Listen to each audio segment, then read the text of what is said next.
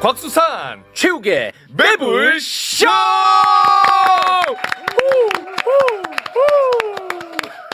네, 안녕하세요, 곽수산입니다. 안녕하십니까, 최욱입니다. 왜 그래요? 죄송합니다. 네. 압도적 재미 매불쇼 진짜 생방으로 수요일 함께 하겠습니다. 네. 야, 근데 옛 속담 틀린 게 하나도 없네. 뭐예요? 오늘 네. 대한민국 주식시장 난리 났잖아요. 난리 났어요. 근데 네 종목만 안 올랐거든요. 예. 배 아프다는 표현 있잖아. 실제 지금 배가 아파요. 지금 그래서 내가 오늘 방송 이게 좀 걱정될 정도로 방송 전에 얘기했지. 지금 오프닝 하기 전에 야 큰일 났다. 배 아파서. 화장실도 몇 번을 얼마나 배가 코스피 때문이야. 코스피. 야, 배 아프네. 아니 근데 오늘 진짜 코스피가 4년 2개월 만에 3,300선을 돌파를 했어요. 역대 코스피 최고점이 21년 6월에 3,316이었거든요. 그러니까 역대 최고가 3,316인데 역대 최고가 오늘은 어디까지 올라갔다고요? 지금 현재 3,313까지 갔습니다. 와, 배 아플 만해. 재욱 씨 건 지금 오르질 않아 가지고. 와, 나는 떨어질 때만 연동돼 있어요. 예. 올라갈 때는 연동이 안 돼 있어요. 와, 저도 야, 지금 배 아프네. 딱 이렇게 최고를 향해 달려가기 직전. 지난주에 다 빼버려가지고. 이러면 배가 났죠. 이러면 배 완전 완쾌되죠. 어쩐지 저도 일어나자마자 아우 왜 이렇게 오늘 속이 이렇게 아우 팔았어? 예. 행복합니다. 이런 애들이 팔아줘야 올라요. 이런 애들이 팔아줘야 오릅니다. 하지만 다른 분들이 또 좋아하시고 난리죠. 지금 역대 최고인데 역대 최고. 축하할 일이죠 너무나. 그렇습니다. 3,313까지 지금 올라가고 있습니다. 와, 이건 뭐 기분 너무 좋은 일입니다. 그렇죠. 네.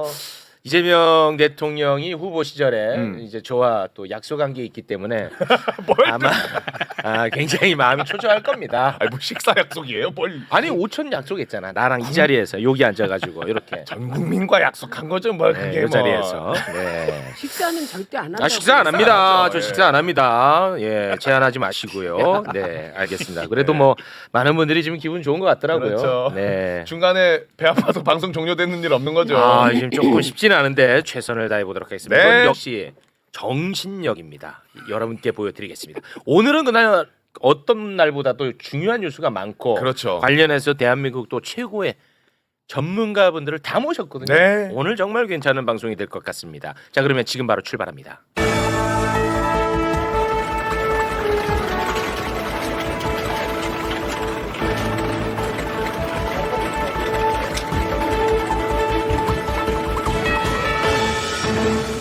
보도본부 사이다 헤드라인. 최 차장님 어서 오세요. 바로 출발하겠습니다. 네. 동기동기 민동기 선임 기자님 어서 오십시오. 안녕하십니까, 딩굴입니다. 네, 고맙습니다.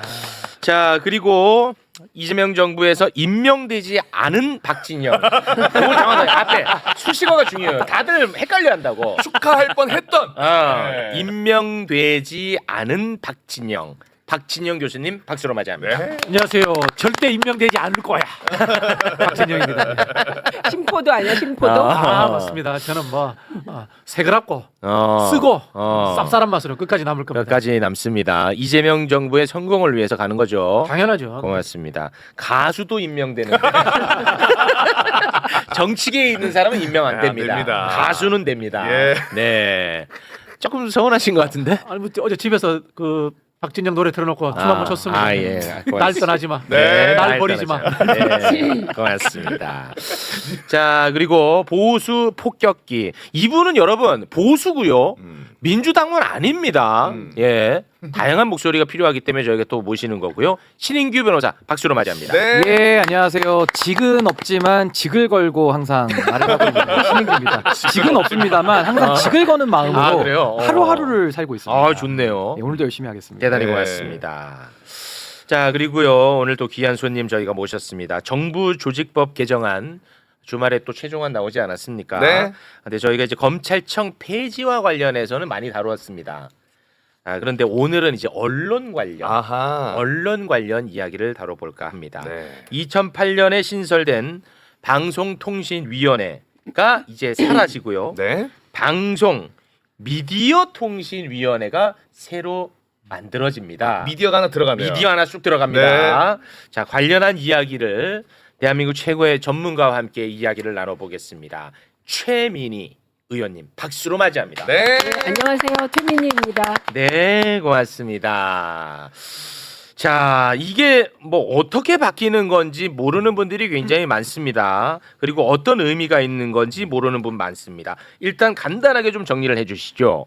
예, 일단 방송통신위원회는 조직 개편으로도 없어져야 하지만 이미 방송통신위원회가 윤석열이 방송장악의 도구로 쓰는 바람에 그 자체가 방송통신 규제 혹은 약간의 지능 정책을 수행할 권위를 잃었습니다. 네. 그래서 해체하고 다시 구성하겠다. 이게 기본 방침이었고요. 네. 그다음에 아까 미디어가 들어갔다고 했잖아요. 네. 이게 방송통신미디어위원회라고 불러도 안 되고 네, 그게 완전히 의미가 달라집니다. 원래 시청각 미디어 서비스 위원회 안도 발의됐었는데 시청각이 들어가면 또 복잡해져서 꼭 방송 미디어 통신위원회입니다. 그러니까 이건 미디어가 들어갔잖아요. 뭐가 네. 들어가냐?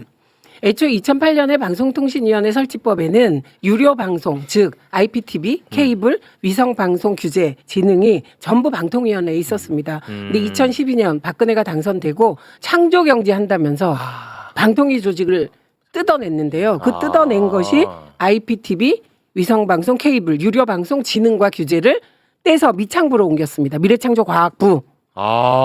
그래서 저는 그거 그렇게 하면 안 된다. 방송 규제, 진흥은 한데 모아야 된다고 계속 주장해 왔고요. 그런데 이걸 문재인 정부 때도 하려고 했는데 보니까 저희가 소수 정당이에요. 여당인데. 그래서 못 했습니다. 그래서 이번에 하는 것이고요. 여기서 미디어는 뭘 의미하냐면 IPTV. 오히려 지금은 방송보다 더 커져 버렸잖아요. 그렇습니다. 이게 예. IPTV 위성 방송, 그다음에 케이블 TV, SO까지 다 들어오게 되고요. 이게 가입자 수가 그 박근혜가 요걸 띄어갈 때는 560만 정도였는데 지금 2천만 명입니다. 그러니까 2천만 명이 가입한 유료 방송 규제가 들어간 새로운 방송 미디어 통신위원회가 뜨게 됩니다.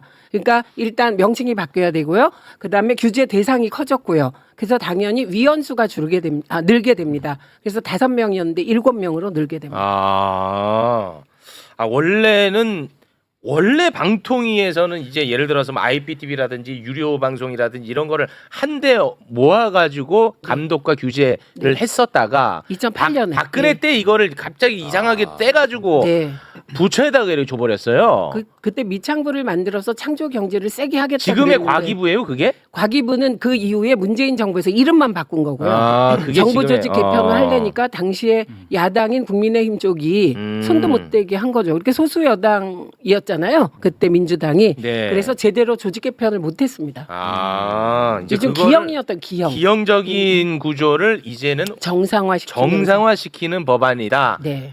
그렇게 보면 되겠는데 네. 언론 플러스 이진숙 방통위원장은 이진숙 쳐내기 법안이다. 이렇게 이야기를 하고 있습니다. 이진숙 방통위원장이 크게 반발하고 있는데요. 영상으로 잠깐 만나보겠습니다. 정부 조직법 개정안이 발표가 됐습니다. 우리 방통위와 관련해서 기자 여러분께 또 국민들께 말씀을 드리려고 이 자리에 나왔습니다. 핵심은 방송통신위원회를 방송미디어통신위원회로 바꾸는 것입니다. 통상 조직 개편은 구조를 크게 바꿀 만한 이유가 있을 때 시행하는 것입니다. 이번 조직 개편안을 보면 조직이 크게 분리되거나 또 틀이 달라지는 것은 별반 없습니다. 사실상 현판만 바꿔 달게 될 가능성이 큽니다.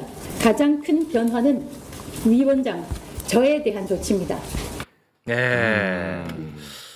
근데 사실 진짜 이 기형적인 구조 때문에 봤더니 뭐 예를 들어 이런 경우가 있더라고요. 뭐 예를 들어 방통위가 하는 일 중에 하나가 이제 방송국은 허가를 받아야 되거든요. 네. 그런데 예를 들어서 방통위가 허가해 줬는데 과기부가 불허해. 안 해줘. 이거 굉장히 이상한 구조가 돼서 일의 효율성을 많이 이렇게 침해하는 경우가 있었더라고요. 저도 보니까. 네, 이게 좀 아까 과기부가 유료 방송 규제권을 갖고 있잖아요. 인허가를 하면 방송통신위원회한테 다 뺏기에는 좀 거시기 했는지 동의권을 줬습니다. 어디예요?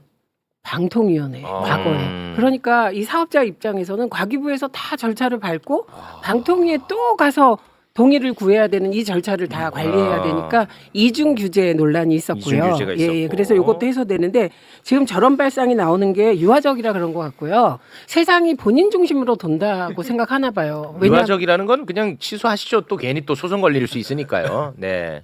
네, 취소하겠습니다. 지금 수사 시작됐거든. 그래요? 수사가 아주 빨리 시작됐습니다. 네, 저 예. 취소. 네, 그건 취소합니다. 네, 그런데- 내용으로만 그냥 비판해 주세요. 그래서 네. 제가 아까도 어디를 주목하느냐가 중요한 거예요. 저희들이 주목하는 거는 과기부에서 넘어오는 그 중앙부처 직원 35명 외에 전파관리소 뭐 넘어오는 그거 또 중요하지만 이게 조직 네. 개편인데 더 중요한 건 가입자가 2천만 명으로 늘었다는 겁니다. 그렇습니다. IPTV. 그래서 이에 관한 세세한 지원책이 필요하다 이렇게 보는 것이고요. 그래서 그 부분을 주목해달라고 아무리 얘기해도 외면하는 것 같고요. 언론이. 네.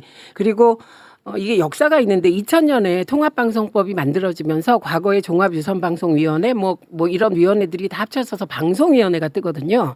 그때도 방송위원회법이 통합방송법이 만들어지면서 과거 위원들은 다 자동 면직됐습니다. 네. 그리고 2008년에 방송통신위원회가 뜰 때도 제가 방송위원회 부위원장이었는데 임기가 1년 6개월이나 남아 있었습니다. 네. 근데 신법이 통과되자마자 그냥 면직되더라고요. 네. 그런데 그거는 신법이 만들어지고 조직이 개편되면 그냥 자연스러운 현상이고요. 그리고 2013년에 아까 박근혜 때 조직을 떼어갔다 그랬잖아요. 네네네. 방통위에서 미창부로. 그때는 조직만 떼어갔는데도 이계철 방통위원장이 물러났습니다. 그러니까 이거는 조직이 그렇게 개편되고 그러면 네, 물러나는 네. 것인데 알겠습니다. 그래서 이진숙 씨에게 특혜를 줄 수는 없다. 네. 혼자에게. 예. 이게 핵심입니다. 제가 좀 궁금한 게 있는데 본인이 대단한 인물인지 착각 속에 살고 있다. 아. 그게 의학 용어도 쓸 수 있는데 저도 안 쓰도록 하지 하겠습니다. 마요. 그런 거 하지 마. 그냥 내용으로만 하면 돼요. 그럼 제가 궁금한 게 있는데 네. 그러면 방송 미디어 통신 위원회가 이제 신설이 됩니다. 네. 그러면은 이제 위원도 5명에서 7명 이제 네. 늘어나게 되지 않습니까? 네.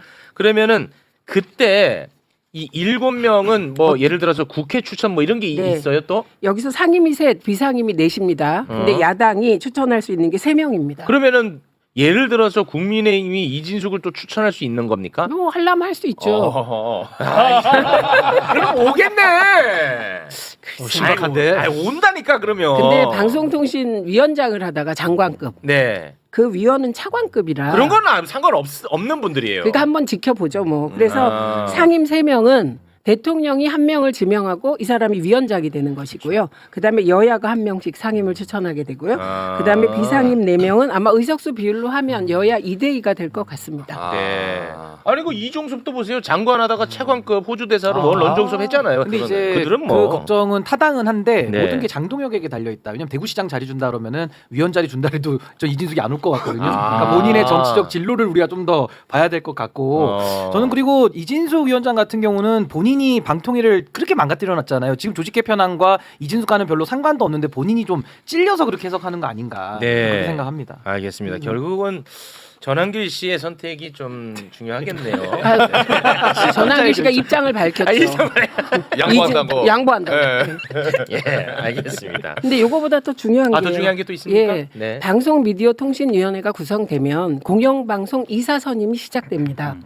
아, 그러니까 그러네. 지금 이제 완전 꽉 막혀 있는 상태니까. 그렇죠. 지금은 안 되고 있잖아요. 예, 지금은 아. 위원이 없기 때문에 그리고 그러네. 지금 자꾸 이진숙 씨가 위원을 추천하라고 하는데 이 조직 개편이 됐는데 누가 위원을 그렇지. 추천합니까? 그리고 지금 추천해봐야 그분들은 9월 25일 이 그것도 법이 다 나가야 통과될 텐데 되는데. 다 나가야 되는데 그렇네. 예, 그건 곤란하고요. 어. 그래서 공영방송 이사 추천이 시작되고 그러면 방통위가 그걸 주도해야 됩니다.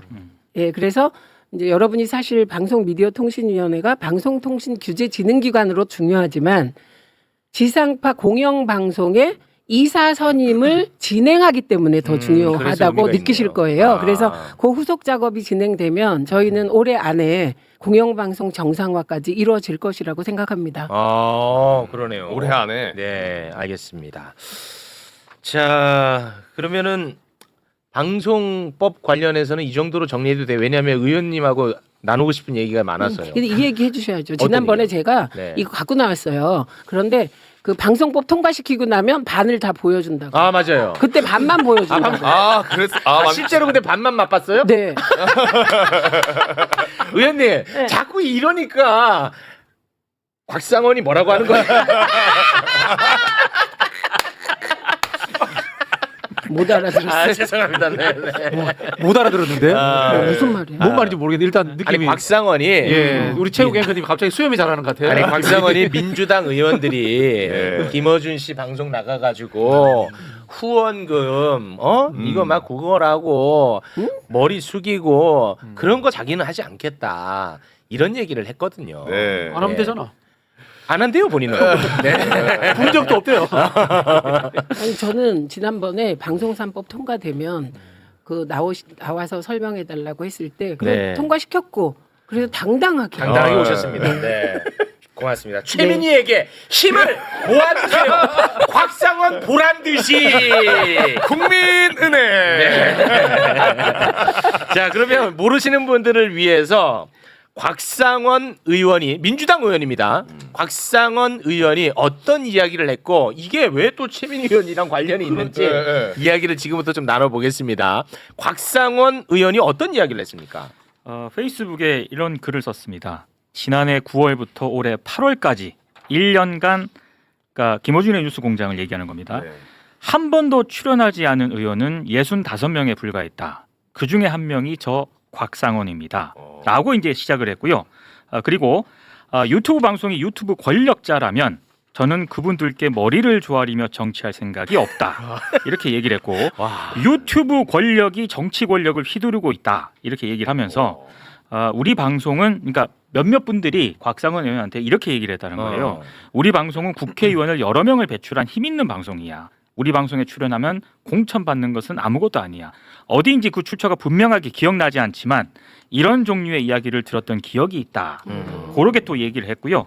그리고 과거에는 언론사들이 정치 권력에 영향을 미치는 것을 넘어 공천에 관여하고 후보 결정에 개입을 했다.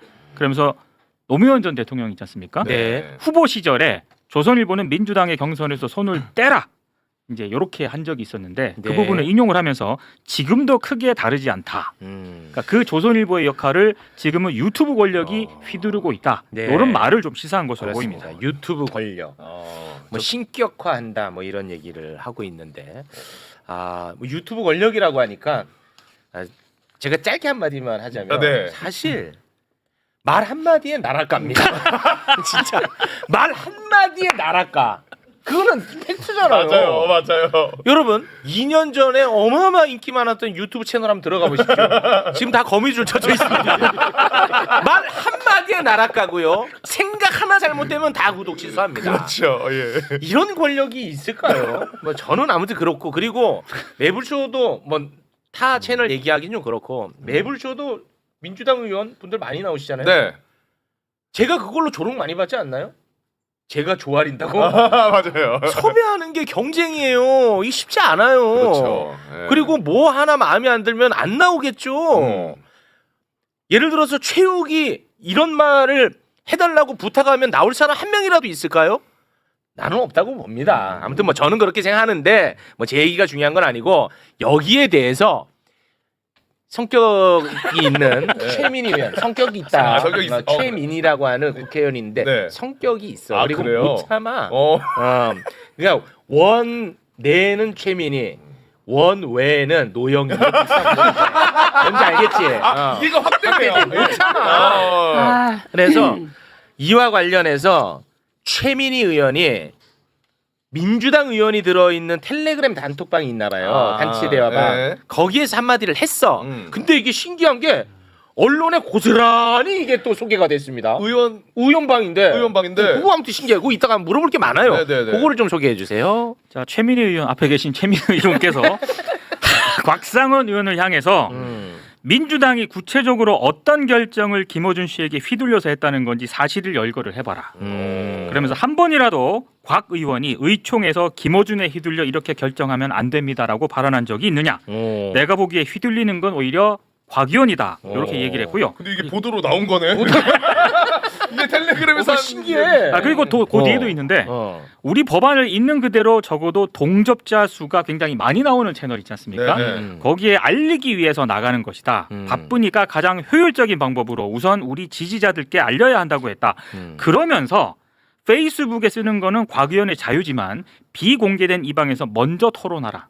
요렇게 지금 그렇게 얘기를 해가지고 이게 또 난리가 났어요. 언론이 신난 거야. 둘이 싸우니까 난리가 난 겁니다. 네. 근데 국회의원들이 그 바쁜 와중에 본인의 의정 활동에 동력을 붙이기 위해서 가장 효율적인 곳에 나와서 알리고 설득하는 그 과정이 얼마나 아름다운 과정이야. 이게 잘못됐지. 그래, 너무 고맙지 않나? 네. 근데 그게 그래서 나는 100번 양보해서 그래 그럼 본인 안 나갔다 쳐. 안 나갔더라고. 그럼 안 나오고 그 시간에 얼마나 값진 일을 했는지 내가 봤어요. 내가 봤어. 내가 뭐 이 사람을 비난할 생각이 없습니다. 네. 심지어 저랑은 제가 진짜 미물일 때 불금쇼라고 하는 팟캐스트에 나왔었어요. 그래서 저랑은 아는 관계야. 예. 그러니까 저는 이분을 미워할 일이 없습니다. 심지어 저는 노무현 대통령을 너무너무 존경하고 사랑하기 때문에 더 이분을 마음이 갔던 측면이 있습니다. 네. 그래서 뭐 했나? 근데 이번에 뉴스공장에 그 나갔다고 막 분석한 사람들이 왜 많이 나갔냐면 그때 내란하고 싸우느라고 나간 거야. 그렇죠. 예. 최근 그리고 일련이. 윤석열 파면되고 나서는 내란하고 싸우면서 대선을 준비하는 과정이었어요.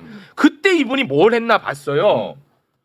땡뚱맞게 민생 투어 20일 나섰어. 민생 투어 20일 동안. 민생 투어? 이게 저기 저 시기가 어떤 시기인지 알잖아. 저거 대선 대선 직전에 그러니까요. 파면되고 나서 파면되고 나서. 민생 투어. 우린 내란하고 막 싸우고 정신 없을 때. 네. 좀 뭐 의아합니다. 자, 그럼 당사자 만나보겠습니다. 일단 저는 그 의총에서 많은 대화가 오가기를 기대합니다. 그리고 만약에 저게 진지한 문제의식이었다면 저 진짜 궁금해서 쓴 거예요. 민주당이 김어준 진행자에게 휘둘린다. 그거는 그냥 너무 추상적인 말이잖아요. 그럼 휘둘려서 무슨 잘못된 결정을 해서 민주당이 어떻게 했다를 써달라고 그냥 얘기한 것이고요. 그런데 그 약간 그 저보고 이걸 이제 정치 신앙이라고 곽 의원이 표현을 하는데 저희 이게 무슨 말인지 모르겠어요. 정치 신앙. 그래서 또 물어봤죠. 물어보셨다. 정치 신앙이 무슨 뜻이에요? 이렇게 해맑게 그런 상태고 저는 제가 처음에 이 겁나냐 이렇게 한 건 사실 곽 의원한테 한 건 아니고 이게 경향신문 시리즈였습니다. 그걸 다 읽어보고 깜짝 놀랐어요. 경향신문이 왜 이렇게 썼을까? 그러면 정치인들이 예전에는 KBS 나가면 막 인지도 확 높아지고 조선일보가 밤에 대통령인 시대가 있었잖아요. 그때 조선일보 나가는 게 많은 정치인들의 뭐랄까 희망사항 뭐 이런 거였거든요. 근데 그때 그런 조선일보가 맞서 싸운 건 안티조선 연대밖에 없고 그나마 노무현 대통령이 맞서 싸우셨죠. 어느 정치인도 안 맞서서 싸웠고 이런 식의 그 유튜브 진행자들에 대한 비난 조롱이 없었습니다. 그래서 저는 왜 저럴까 이렇게 생각했고 민주당 의원들이 어떤 사람인데 휘둘립니까?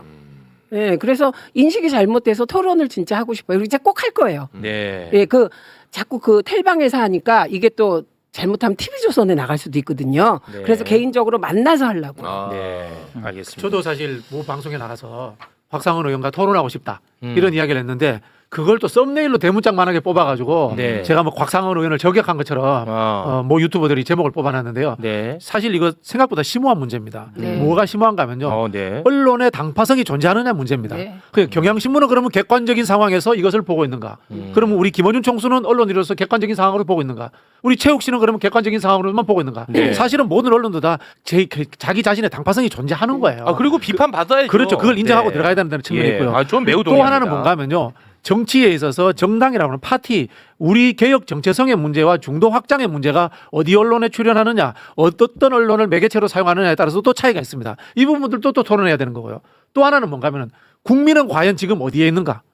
김어준이든 최욱이든 그 플랫폼에 있기 때문에 정치는 그 플랫폼에 가야 되는 거예요. 네. 이런 정치인의 태도 문제라든가 이거 굉장히 심오한 문제로 토론을 해야 되기 때문에 제가 곽상원 의원과 토론하고 싶다라는 이야기를 하는 거거든요. 이거 뭐 간단한 문제가 무조건 비판하는 게 아닙니다. 네, 근데 네. 그 심오는 좀 아닌 것 같고 왜냐하면 심오. 정치인이라는 존재가 그렇게 심오한 존재가 아니에요. 표를 먹고 사는 존재라 예를 들면 김어준 씨의 겸유공이 동접이 1000이다. 그럼 정치인들 안 나가요. 저봐 저렇게 나쁘다니까. 네, 그래서 제가 등 돌린다니까. 아니 제가 지금 바로. 말씀드리잖아요. 심오한 존재가 아니다. 네. 오히려 저 같은 사람은 작은 유튜브에도 나가요. 저는 이제 언론 운동한 사람이기 때문에 지원의 측면에서는 대부분의 정치는 안 나가요. 네. 그러니까 활용의 측면이 훨씬 강하고 효율성 측면. 예, 효율성이고 저 같은 경우는 사실 매우 바빠서 네. 한 방에 빵 끝내고 싶은 마음이 늘 네. 있거든요. 알겠습니다. 그리고 저희가 안티조선 운동 시작하고 제가 대변인일 때 그때 그쪽 논리가 뭐였냐면 조선일보 1등이 그냥 됐는 줄 알아? 1등은 다 1등의 이유가 있는 거야. 이거에 네. 모든 언론들이 다 동의했어요. 사실 네. 진보건 보수건. 알겠습니다. 그러면 지금 김어준 씨나 최욱 씨가 최욱 씨 지금 얘기는 하지 마시고요. 이렇게 열심히 해서 많은 시민들에게 지지를 받고 응원을 받는 건 또 다 이유가 있는 건데 알겠습니다. 그런 역사를 다 무시하고 네. 그래서 사실 왜 그랬는지가 궁금해서 알겠습니다. 토론해 보려고 아니 이게 합니다. 지금 오해가 있는 것 같아가지고 요거는 좀 얘기하고 가야 될 것 네. 같아요.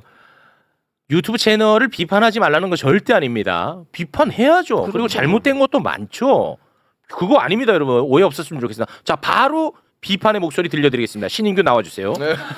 비판해야지. 아니, 왜냐면 왜 비판하지 말라는 거 아니야? 저는 유튜버에서 방송을 많이 좀 늘리다가 이제는 좀 지상파 방송을 조금씩 가는 이런 국면이라서 네. 사실 유튜브에 굉장히 좀 친숙화된 사람이거든요. 그렇기 때문에 전 이번에 그 빛의 혁명에 가장 선두에 섰던 분들은 뉴미디어 유튜버와 또 응원봉을 들었던 우리 시민들 아, 이 두 시민분들. 세력입니다. 네. 사실은 이 헌법재판소에서도 인정을 한 사안이고 과거 문재인 정권 때는 검찰, 특검과 레거시 언론의 의지에서 사실 탄핵을 얻어냈기 때문에 그때 개혁의 성과가 좀 미미했던 거 아니냐 이런 차이를 먼저 말씀드려서 제가 이 말씀 왜 드리냐면은 유튜브가 가지는 순기능이 굉장히 많습니다. 그리고 저는 곽상원 의원이 내용에 대한 평가 들어가기 이전에 일단 메신저로서의 신뢰가 없는 것 같아요. 왜냐하면 아니 김어준 씨와 그 뭐 경쟁 관계는 아니더라도 본인은 어떤 역할을 했느냐에 대해서 국민들이 이해가 안 되는 겁니다. 그래서 그 부분을 먼저 좀 더 돌아봐야 될 부분이 있다라는 걸 먼저 말씀드리고 다만 이제 유튜버의 영향력이 레거시 언론보다 훨씬 더 많아졌어요. 그러면 이제 국민들이 또 묻습니다.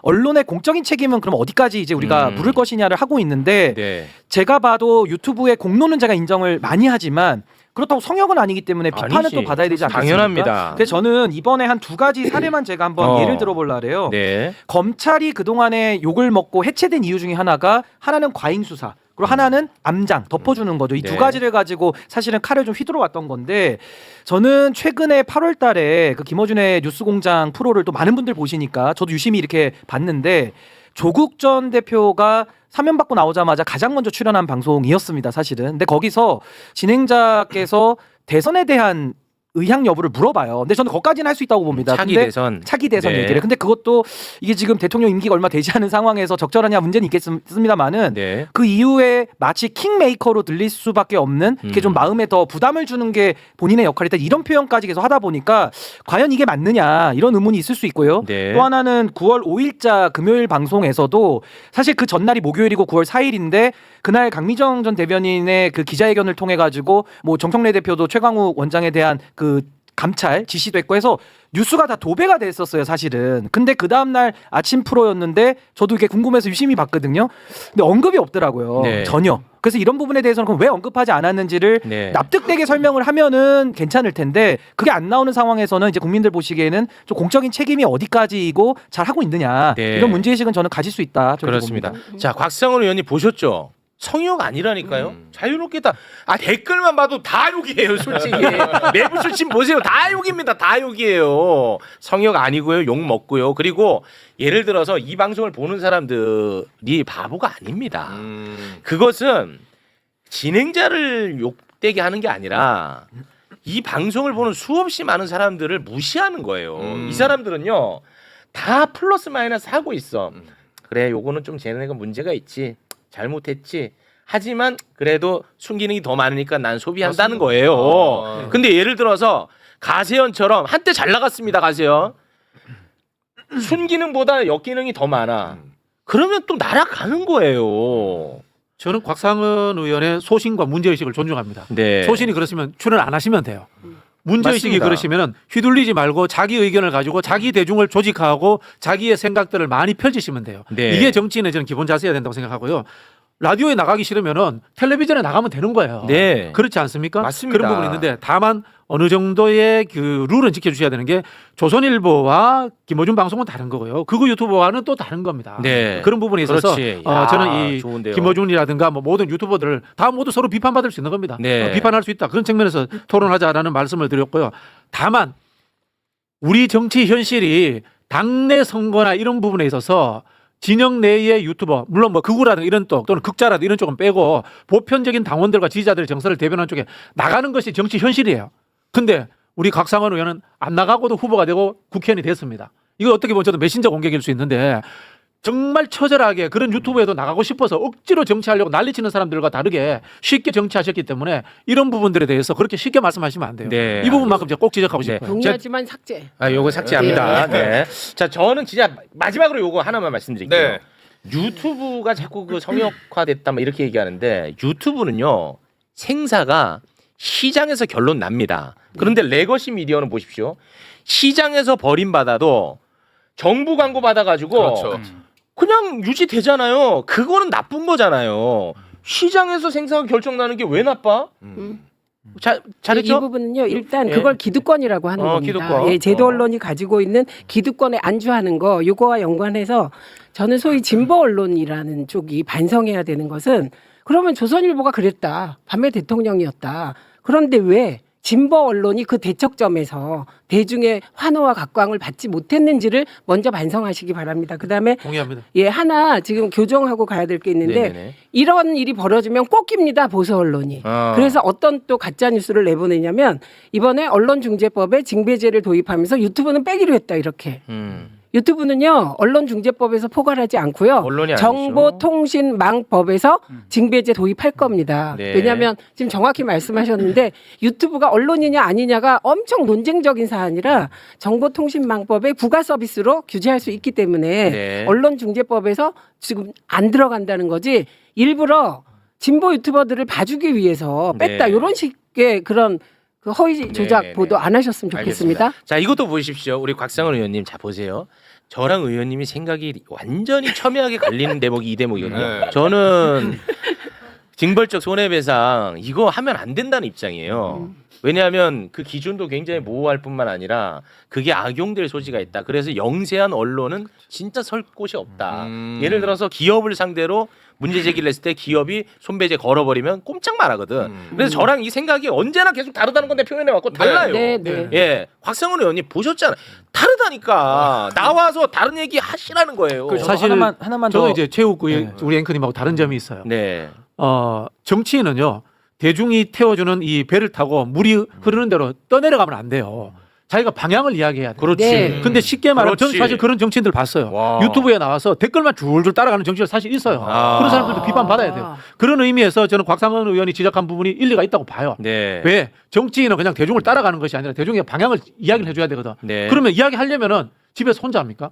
대중이 있는 곳에 나와서 해야죠. 네. 그러니까 이런 플랫폼이라든가 이런 곳에 나와서 소신을 이야기하시라는 거죠. 좋습니다. 신익기 변호사님. 저도 사실은 이제 곽상원 의원께 조금만 제가 더 아이디어를 드리자면 이게 지금 뉴미디어 시대를 거스르려고 해가지고는 전 안 될 걸로 보고 당내에서 그러니까 지금 당내 경선이 사실은 인기 투표와 경향을 우리가 부인할 수는 없거든요. 그러니까 저는 그런 걸 바꿔야 되기 때문에 당내 경선의 제도 개혁을 요청해야 된다. 당원으로서. 그럼 뭐냐? 정치인들 상시 평가 받아야 됩니다. 그러니까 네. 꼭 선거 때만 임박해서 공부하잖아요. 그러니까 네. 이거 상시 평가 받아야 되고 또 하나는 평가 지표도 좀 다원화할 필요가 있어요. 그러니까 이게 꼭 지금은 경선, 투표 요걸로만 돼 있기 때문에 전 이런 식의 좀 경선 제도를 좀 더 바꾸는 목소리를 내시는 게 네. 훨씬 그런 문제 의식을 푸는 해법이 될 수 있다. 오늘 그 텔레그램 방에 지금 이 댓글창 한번 올려주시면 좋을 것 같아요. 이 성역이 아니라는 거를 체육이 얼마나 지금 쓰레기 취급받는지 다 제욕이거든요 지금. 야. 네, 다 제욕입니다. 오래 사실 것 같아요. 그래서 사실 우리도 이 정도 논의하면은 곽상원 의원에 대해서 무한한 애정을 갖고 이야기하는 거 아닙니까? 그죠? 아 저는 개인적으로 아는 관계였어요. 실제로. 그리고 제가 너무너무 잘 되기를 바랐던 분이고 지금도 미워할 마음이 없죠. 저는 그냥 이 저도 사람만 그렇습니다. 얘기하는 네. 겁니다. 네. 아니 근데 제가 그런 입장을 표명하게 된 이유가 있어요. 저는 왜냐하면 휘둘린다는 게 저로서는 용납이 안 되는 게 저는 언론개혁 의제를 40년 동안 의제 설정을 하고 이제야 비로소 방송 3법을 통과시킨 거거든요. 네. 제 개인적으로 40년 만에. 그러니까 김어준 씨가 시켜서 하거나 이러면 휘둘리는 그게 거지만. 말이 됩니까? 예, 그래서 네. 왜 저렇게 표현을 할까? 그리고 저는 사실 그 경향신문 그 도표에 보면 제가 제일 꼴찌예요. 12번 나갔다는데 아마 저를 넣기 위해서 12번인가? 약간 이준숙식으로 생각하면 왜 굳이 12번에서 잘랐을까? 아 그래요? 왜냐면 어떤 사람은 몇백 번 한 사람과 그게 12번 진보 언론들도 징벌적 손해보상제나 이런 거 별로 안 좋아합니다. 반대하더라고요. 아. 그래서 제가 이유가 있구나. 저는 매우 반대하는 입장입니다. 아주 매우 반대예요. 네, 전 매우 반대합니다. 지금도 나는 그 얘기 하고 싶은 사람이에요. 네. 반대에 대한 이야기를 하고 싶은 사람입니다만 다음에 하도록 하고요. 네. 의원 단체 텔레그램 방에서 우리 성격 있는 우리 의원님이 다른 사람 한 명을 또 혼을 냈어요. 아, 예. 혼은 아니고 박희승 의원인데요. 화를 냈다. 지적했다. 내란 지적했다. 아니 그 집에 설명할 거예요. 가만히 네. 있어요. 네. 판사 출신 네. 박희승 민주당 의원이 있습니다. 이분이 이제 내란 재판부 논의에 대해서 이것은 윤석열의 계엄과 같은 매우 위험한 발상이다. 야, 이 계엄에다가 이거를 비유를 해버렸어요. 윤석열의 계엄. 예, 그 장면 잠깐 영상으로 보겠습니다. 국회가 나서서 그것을 직접 뭐 공격을 하고 법안을 고쳐서 한다는 것은 똑같습니다. 윤석열이 상권분립 정신을 무시하고 계엄을 발동해서 총칼을 들고 들어온 거와 사법권은 법원에 있다 이렇게 해서 헌법에 규정돼 있는데 국회가 힘이 세다고 이것은 네. 마구잡이로 공격하는 것은 자칫 박희승 의원님 그 또 우리가 추가로 탄핵 결정문에서 나왔던 그 네. 권력 행사의 절제 자제하고도 안 맞다고 봅니다. 네. 예. 네, 여기에 대해서 텔레그램 방에서 최민희 의원이 뭐라고 했죠? 그래도 좀 유하게 표현을 하셨습니다. 내란 재판부에 반대 의견이 있을 수는 있다. 어. 그 분야를 모르는 나도 지기현 판사 때문에 걱정이 좀 되지만 내란 재판부가 생소해 우려도 한다. 근데 아무리 그래도 그걸 계엄에 비유를 하냐. 네, 이렇게 좀 문제 제기를 했습니다. 제가 좀 너무 과격하게 표현했네요.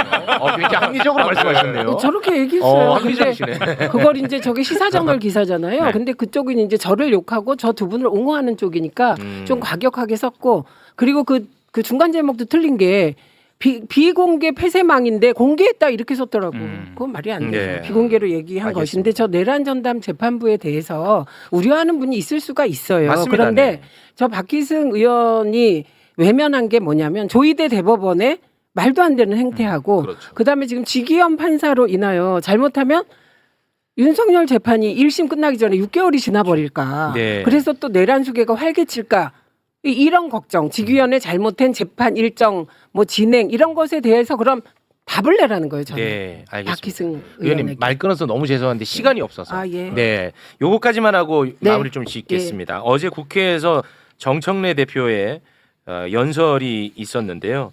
그때 의원 중 누군가가 정청래 의원을 향해서 그야말로 반인륜적 발언을 해서 네. 지금 아주 시끄럽습니다. 네. 네. 자, 어떤 내용인지 잠깐 일단 영상으로 보고 오겠습니다.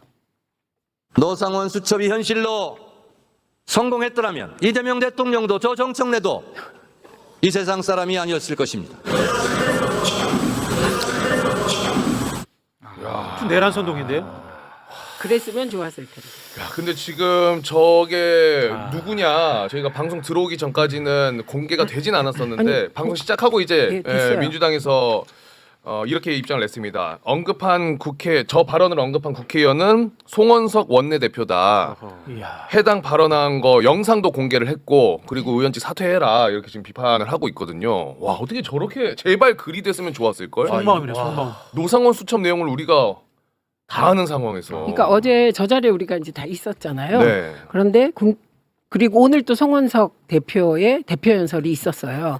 그런데 이거는 참 저들은 12.3 비상계엄에 대해 전혀 반성하고 있지 않아요. 내란 행위도 인정하지 않아요. 그리고 오직 윤석열, 김건희 옹호하는 분위기가 지금 지배적이에요. 그래서 저거는 저희 깜짝 놀란 거죠. 그 자리에서도 깜짝 놀랐는데 정청래 대표 얘기가 계속 이어지니까 그거에 머물러 있지 못했던 거죠. 그래서 오늘 이제 다 돌려보고 하고 밝혀낸 겁니다.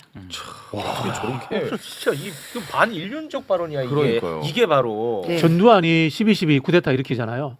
그리고 이제 나중에 그 통일주체 국민회의 대통령이 됩니다. 그 민정당 창당하거든요. 주요 멤버들이 누군지 아세요? 관료들하고 검판사들이요. 똑같아요. 이 사람들 전부 다 관료 출신들이거든. 관료 출신들 입장에서는 민주적 절차에 의해서 대의기관이 존재하는 것이나 아니면 독재자에 의해서 행정체제로서의 국가가 존재하는 것이나 별 차이가 없다고 평소에 그렇게 느끼고 살아왔던 거야. 그러니까 이런 생각하는 거예요. 윤석열이 그렇게 해서 장기 독재하고 야당 말살하고 이렇게 하더라도 우리는 그대로 권력 누리니까 괜찮다는 생각이 평소에 머릿속에 박혀 있는 거야. 아니 근데 이게 그 입 밖으로 나올 수 있는 말인가 해서 아니 정치적으로 화내고 피켓 시위하는 거 나는 이해해. 근데 이거는 진짜 반인륜적 발언이잖아요. 평소에 생각이 없으니까 이게 지금 극우적이고 상대를 죽여서라도 권력을 유지하겠다는 유행이 만들어진 거야. 그게 5%든 10%든 유행이 되니까 그 머릿속에 그게 또 주입되는 거예요. 정치적 철학이나 노선이 없으니까. 근데 이제 윤석열은 구속이 돼서 지금 이제 감옥에 가 있지만 그 DNA와 정신은 여전히 지금 우리 사회에서 활약하고 있는 거거든요. 네. 그러니까 제가 조금 이런 상황에서 좀 답답한 면이 뭐냐면은 방법이 여러 가지가 있습니다. 그럼 국민의힘을 해산을 하든지, 그러니까 정부가 제소해서 해산을 시키든지, 아니면 특검을 통해 가지고 국민의힘의 실질적 해산을 빨리 도모를 하든지, 아니면 저런 발언이 나왔을 때 국회 윤리위원회에서 전 징계를 해야 되거든요. 네. 아니 국회의원 배지를 떼버려야 됩니다. 맞습니다. 물론 국민의힘이 백석으로 저지할 수는 있겠습니다만은 저지하면 그건 또 국민의힘 전체가 그걸 동의한 게 돼버리거든요. 정치적 책임을 물려야 돼요. 맞습니다. 근데 지금 왜 국회에서는 윤리위가 왜 안 돌아가는 건지 저는 지난번에 뭐 많이 잊혀진 이름입니다만은 이준석의 소위 그 젓가락 망언부터 맞아요. 국회 윤리위가 지금 그러네. 개점 휴업이에요. 그러니까 맞아요. 송원석의 저런 상태도 언제까지 우리가 분노만 하고 계속 지켜만 맞아. 봅니까? 아, 신인규 이거 좋아. 빨리 저는 엄단해야 된다. 네. 굉장히 시급한 좀 문제라고 봅니다. 그렇습니다. 이제 적극 동의하고 네. 제가 지금 가자마자 대표께 그대로 그대로 전달 드릴게요. 네. 아 대단히 고맙습니다. 네. 윤리가 좀 빨리 가동이 돼야 돼요. 예. 그게 윤리를 5대5로 구성했잖아요. 예, 그거 다시 하기로 했잖아요. 그거를 다시 하는 과정이라서 시간이 네, 걸리는 그렇습니다. 겁니다. 아니 그 대표가 다시 하기로 했잖아요. 네, 알겠습니다. 더 깊이 있는 얘기를 나누고 싶습니다만 시간 관계상 여기서 마무리를 짓도록 하겠습니다. 최민희 의원은 약속을 지키고 매불쇼로 돌아왔습니다. 최민희에게 힘을 모아 주세요. 4로 시작하네요. 고맙습니다. 최민희 의원이었습니다. 대단히 고맙습니다. 맞습니다. 아 짧게만 네. 기분 좋은 소식. 아, 기분 좋은 소식 전해야지. 왜냐면 예. 또 기분 좋게 가야 되니까. 기분 좋게 갑니다. 아까 우리가 네. 그 코스피 얘기했죠. 코스피 얘기했죠. 사상 최고치가 지금 3,316 21년도였죠. 장중에 3,317까지 찍어버려. 와. 코스피. 내가 여러분. 여러분 맞나? 내 건 안 올라가는데. 이걸 어떻게 이게 몸이 반응하는데 최욱 씨가 아까 중간에 배를 한번 쓱 안리잖아. 그때 3,317. 아, 배합하지 않겠습니다. 예. 아, 대한민국이 또 살아나는 첫 시그널로 받아들이겠습니다. 예. 아, 대단히 행복한 하루입니다. 네. 고맙습니다. 자, 그리고 오늘 또 중요한 이슈 중 하나를 다루기 위해서 아주 바쁜데 나와 주셨습니다. 이번엔 지금 빨리 나가야 돼요. 네. 언제나 피곤해 보이는 민주당의 박주민 의원 박수로 맞이합니다. 네. 네, 안녕하십니까. 아, 그 송원석이 그 조인트라도 까세요. 그 발언을 누가 했는지 아, 밝혀졌어요. 파악을 못하다가 방금 전에 저도 이제 영상을 보고 아, 당연히 이제 영상이 나왔나요? 영상이 나왔어요. 그래서 이제 확인이 됐고 영상이 나왔어요. 저희들이 계속 강력하게 문제제기를 해야죠. 네, 알겠습니다. 오늘 이제 나온 이유가 다른 말도 안 되는 발언이에요. 그러니까. 그건 죽어도 된다는 거잖아요. 네, 중간이고. 진짜 안 되는. 아니 그러니까 예를 들어서 내란이 아예 없어. 예를 들어. 네. 그래도 이런 발언은 폐륜적 발언입니다. 맞아요. 그래도. 네. 근데 우리는 지금 내란과 싸우고 있기 때문에 이거는 폐륜의 폐륜이 섞여 있는 발언이에요. 합쳐 있는 그러니까 발언. 내란을 선동하는 발언이고 그것까지도 이제. 그래서 국회의원 자격이 없으니까 배지를 떼버려야 된다는 거예요. 아, 신임 좋다 오늘. 아니 자격이 없잖아요. 없어 진짜로 자격이. 웃을 일이 아니야. 네. 꼭 좀 부탁드립니다. 배지를 네. 낼 때까지. 네, 고맙습니다.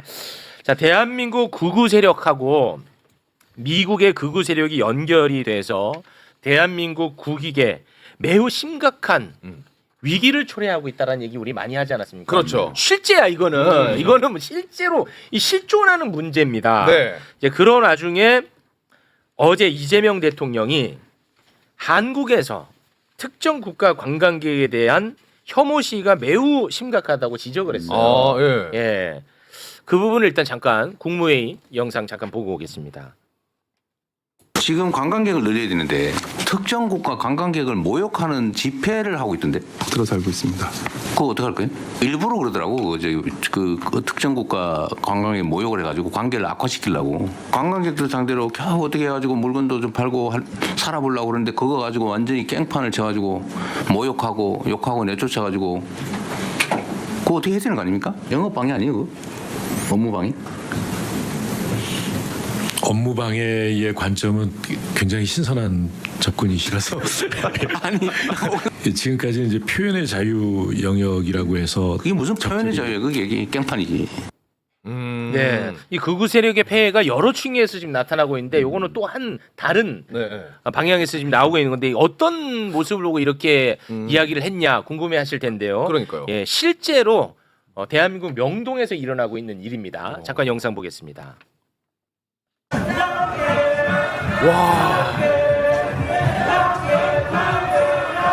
저렇게 돌아다니면서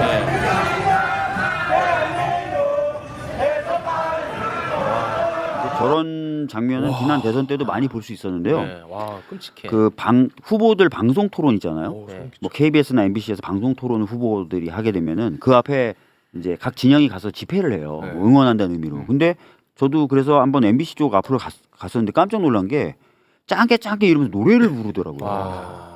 그러니까 저게 무슨 의미인지 저는 처음에 그랬는데 나중에 제가 부산에 갔을 때 부산에 이제 해운대 쪽이나 이럴 때 선거운동 좀 하면서 이게 라이브 하면서 다니는데 젊은 분들이 막 저보면서 야, 짱게 지나가다 짱게 막 이렇게 하시는 거고 대구에서 기억나실지 몰라도 자동차가 선거운동은 그 기억나죠. 그때 젊은이들이 차에서 내리면서 야 경찰 불러 네. 중국 공안 말고 맞아요. 이렇게 얘기를 네. 했었거든요. 그래서 이 혐중 정서 또 혐중 정서에 편승한 극우몰이 이런 것들이 굉장히 좀 광범위하게 퍼져 있는 것 같고 근데 이 혐중 정서는 유럽이나 이런 데서도 극우들이 많이 쓴다 그러더라고요. 미국도 그렇고. 그러니까 입장 바꿔놓고 우리가 어디 뭐 예를 들어 중국이나 일본 갔는데 한국인을 저런 식으로 집단 행진을 하면서 혐오하면 얼마나 끔찍합니까? 여행도 못 가죠. 못 가지. 그런 분위기라면.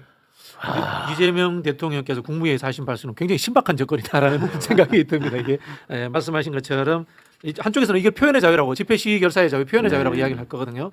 그렇게 이야기하는데 그럼 법률적으로 어떻게 대응할 거냐? 영업방해, 업무방해다라고 대통령께서 이야기를 하셨는데요. 이게 뭐 생각해 보면 하위법인 것 같은데 헌법적으로 가보면은 국민의 그 재산권의 자유의 문제에 침해될 수 있습니다.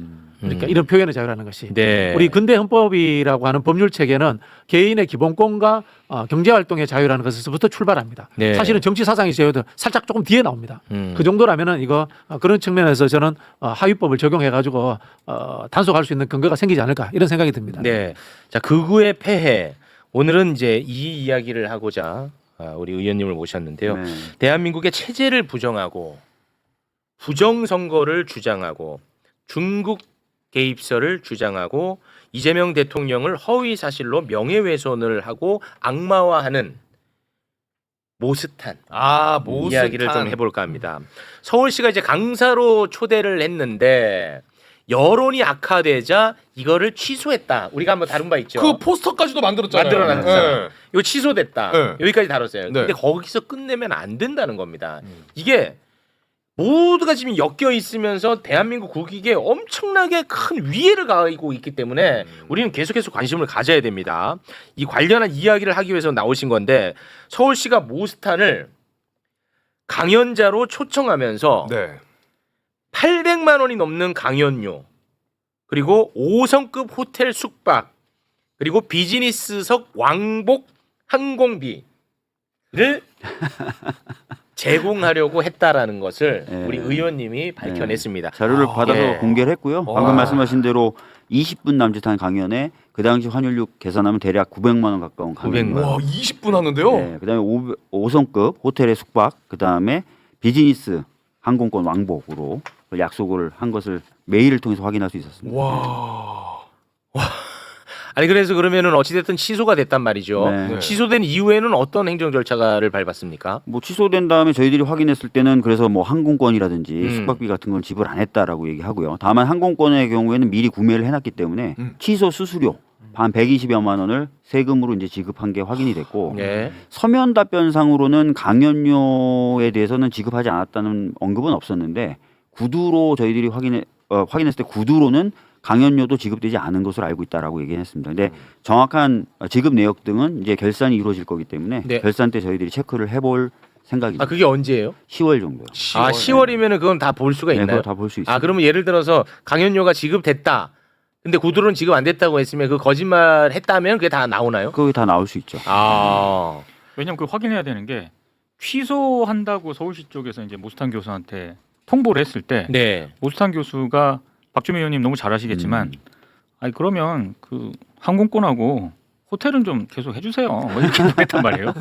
그러니까 그 위험성은 좀 있는 것 같아요. 이건 반드시 확인을 좀 해야 될 것 같습니다. 네. 자, 오늘 오늘 어찌됐든 들어왔었고요. 그렇죠. 들어왔어요. 네, 네. 들어왔었고 그러니까요. 몇몇 교회라든지 네, 유튜브 또는, 출연하고 유튜브 난리 출연했고 났었죠. 네. 광장에서 또 그렇죠. 부정선거론을 얘기했는데 네. 제가 이제 좀 알아보니까 약간 좀 더 의심이 가는 부분이 있어서 말씀 좀 드리고 싶은데 네. 섭외 메일을 6월 9일 날 보냅니다. 서울시에서요. 섭외 메일을. 서울시가 부탁한 그 업체가 이 얘기는 대선이 끝난 직후예요.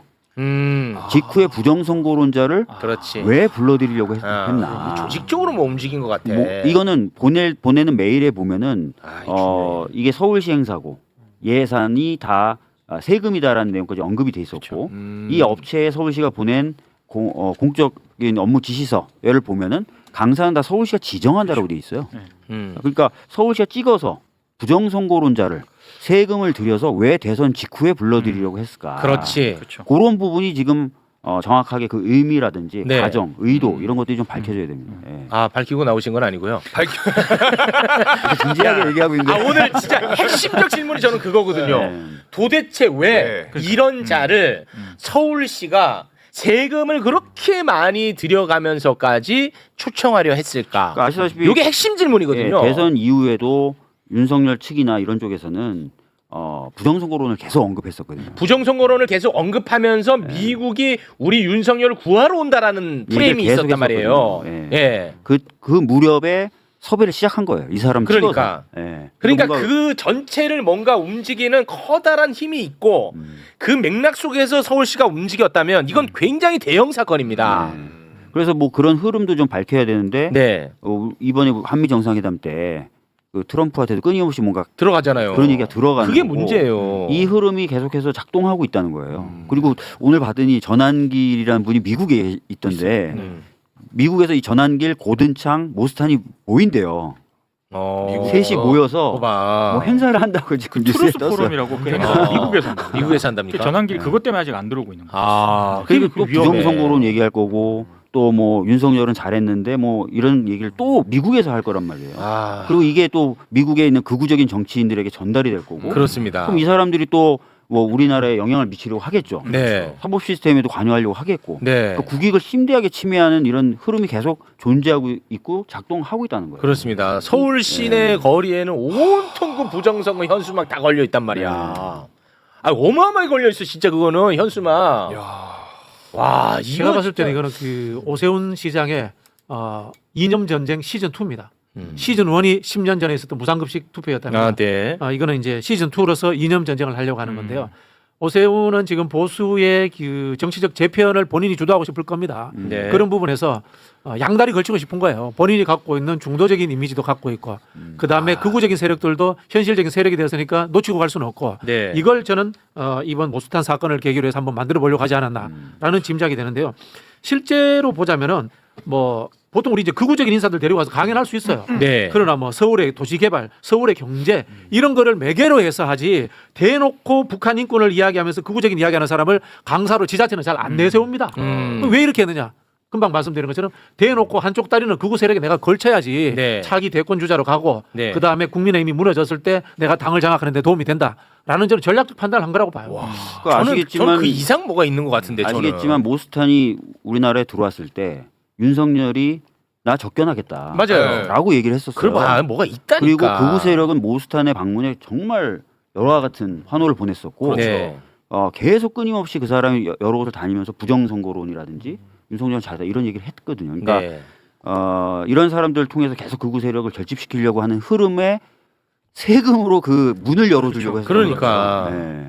이거는 상당히 좀 심각한 상황이다. 네. 그러니까 이게 만약에 서울시가 관여가 됐다라고 하면은 이건 뭐 정말 상상 못할 일이기 때문에 어마어마한 일이 터지는 것일 테고 그것 떼더라도 일단 오세훈이라는 정치인의 전 이제 정체성이나 행보가 이제는 뭐 우왕좌왕도 이런 우왕좌왕은 없는 것 같아요. 본인이 서울시장 당선될 때만 해도 중도의 표심에 소구가 돼서 그 자리에 지금 가 있는 건데 가가지고는 이제 당내 경선을 아마 신경을 많이 쓰면서 계속 그 극우적인 세력들하고 자꾸 연결을 하다가 지금 여기까지 온 거거든요. 그래서 오세훈이라는 정치인의 어떻게 보면은 그 행보가 상당히 이제 꼬여버렸다. 그러니까 저는 뭐냐면요. 윤석열하고 극우 세력과의 연관성을 우리가 다 유출하잖아요. 네. 그런데 오세훈이가요 대선 출마하려고 했었거든. 근데 어느 날 갑자기 대선 출마하지 않겠다고 그럽니다. 네. 그러더니 명태균 관련한 리스크가 싹 사라져 버립니다. 오 맞아요. 그러더니 쑥 숨어요. 완전 우리 관심 밖에 벗어났습니다. 그러더니 극우 인사를 초대한 거야. 그러니까 나는 그 맥락 속에 있는 것으로 본다는 거예요. 저는. 근데 그것도 기억해 주셔야 돼요. 예전에 오세훈이 정광훈 집회에 자주 나갔던 연사 중에 그건 맞아요. 하나예요. 네, 그건 맞습니다. 네. 그러니까 분명히 한쪽 흐름은 명백히 그 극우와 다 있는 사람인데 상황에 따라 자신의 색깔을 변신하죠. 변장하고. 근데 본질은 못 속이고 있는 것 같아요. 네. 끊임없이 그 그리고 잡고 또 가는 우리가 것 같고. 우리 정부 차원에서 놓치지 말아야 될 것이 있는데 실제로 미국의 극우 싱크탱크들 입장에서는요 한국이라든가 대만이 정말 좋은 시장이에요.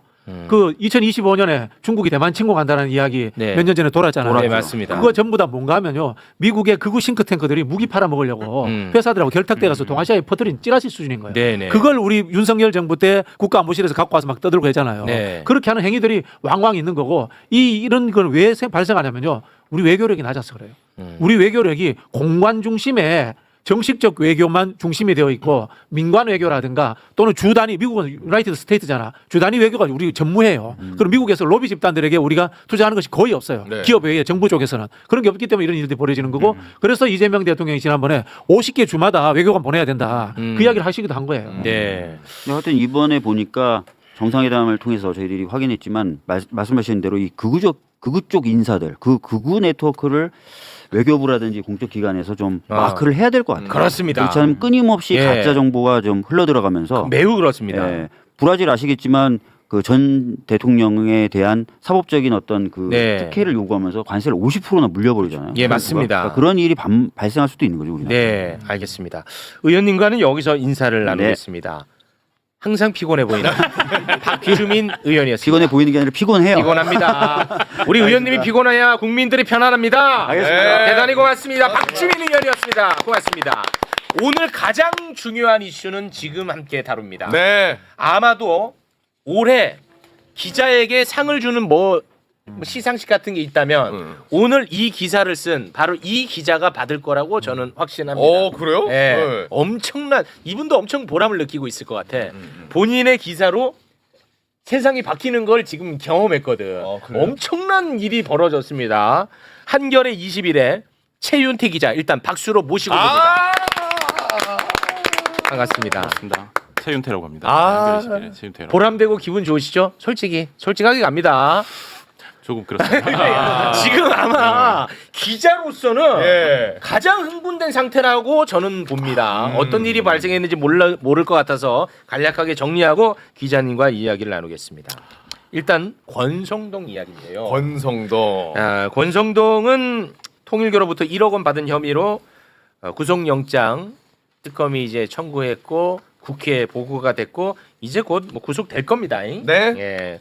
권성동이는 뭐 이재명 대표를 죽이기 위해서 48억을 받고 모해 이중을 교사했다는 혐의도 우리가 다룬 바 있습니다. 그렇죠. 그런데 이번에 진짜 엄청나게 큰 의혹이 터졌습니다. 한겨레 21이 보도를 했는데요. 이 보도 직후 이재명 대통령이 이 보도를 보고 바로 이재명 대통령 페이북에다 이 기사를 그냥 올려버립니다. 야, 효능감. 야, 이건 진짜 효능감. 기자 정말 흥분하다. 잠깐 좀 소개 간단하게 좀 부탁드릴까요? 네. 자, 부정부패 소지가 있는 부실 사업으로 판정된 해당 사업에 대해 즉시 절차 중지를 명령했습니다. 와, 기사로. 자, 근데 이 D가 핵심입니다. 무엇보다 다행스러운 점은 사업이 아직 착수되지 않은 단계여서 대외경제협력기금 지원 등의 사업비는 지출되지 않았다는 점입니다. 자그마치 7천억 규모의 혈세를 불필요하게 낭비하지 않고 부실과 부패로 이어질 수 있는 위험을 사전에 차단했다는 점에서 큰 의미가 있습니다. 여기까지 하면은 뭐 그런데 어디에 이제 좀 방금 나오신 우리 한겨레 기자께서 이제 어깨를 좀 펴서도 되는 게 언론은 권력의 감시자이자 사회의 부패를 막는 소금과 같은 존재로 공정한 세상을 이루는 데 핵심적 역할을 합니다. 이번 탐사 보도를 통해 진실을 널리 알리며 국민의 알 권리를 보장해 주신 언론의 용기와 노력에 깊은 감사를 전합니다. 와. 저는 뭐 뒷부분보다 이거 중단해 바로 명령을 한 것. 그렇죠. 그게 기자로서 진짜 이 보람이 아닐까 싶습니다. 근데 흥분 안 한 척 잘하시네. 아, 뭐 이거 교육을 받고 나왔어요? 제가 이재명 대통령이 언론에 대해서 이렇게 극찬한 거는 처음 보는 것 같아요. 뭐 교육 받고 나왔나 봐. 아, 덤덤한 척 잘하시네. 자, 어떤 내용인지 제가 간략하게 정리하고 우리 기자님 이야기를 들어보겠습니다. 네. 윤석열, 김건희 부부가 국가의 눈먼 돈을 해먹으려고 권성동을 이용한 것 아닌가 하는 의심. 저는 그렇게 의심하는 겁니다. 이 기사가 그렇게 쓴 건 아니고 네. 저는 그렇게 의심을 하고 있습니다. 여기에 그 유명한 삼부토건이 또 등장합니다. 그렇죠. 네, 2023년 11월 필리핀 정부가 필리핀 전역에 교량을 놓는 사업을 하고자 우리나라에 약 6천억 원을 빌려달라고 요청을 합니다. 네. 이게 이제 그 개발도상국에게 경제 원조 차관해주는 그거를 활용하고자 했던 거예요, 필리핀에서. 그렇죠. 네. 자, 요청이 왔죠. 그래서 대한민국 기재부가 수개월 동안 심의를 합니다. 그리고 이 사업에 참여할 국내 기업들도 막 알아봅니다. 네. 왜냐하면 필리핀이 참여할 기업도 좀 알아봐달라고 했거든. 그래서 기재부가 이거 심의도 하고 기업이 있는지 알아봅니다. 우리나라 기업 중에 네. 무려 6천억을 빌려주는 사업이니까 그렇죠. 꼼꼼하게 했겠죠.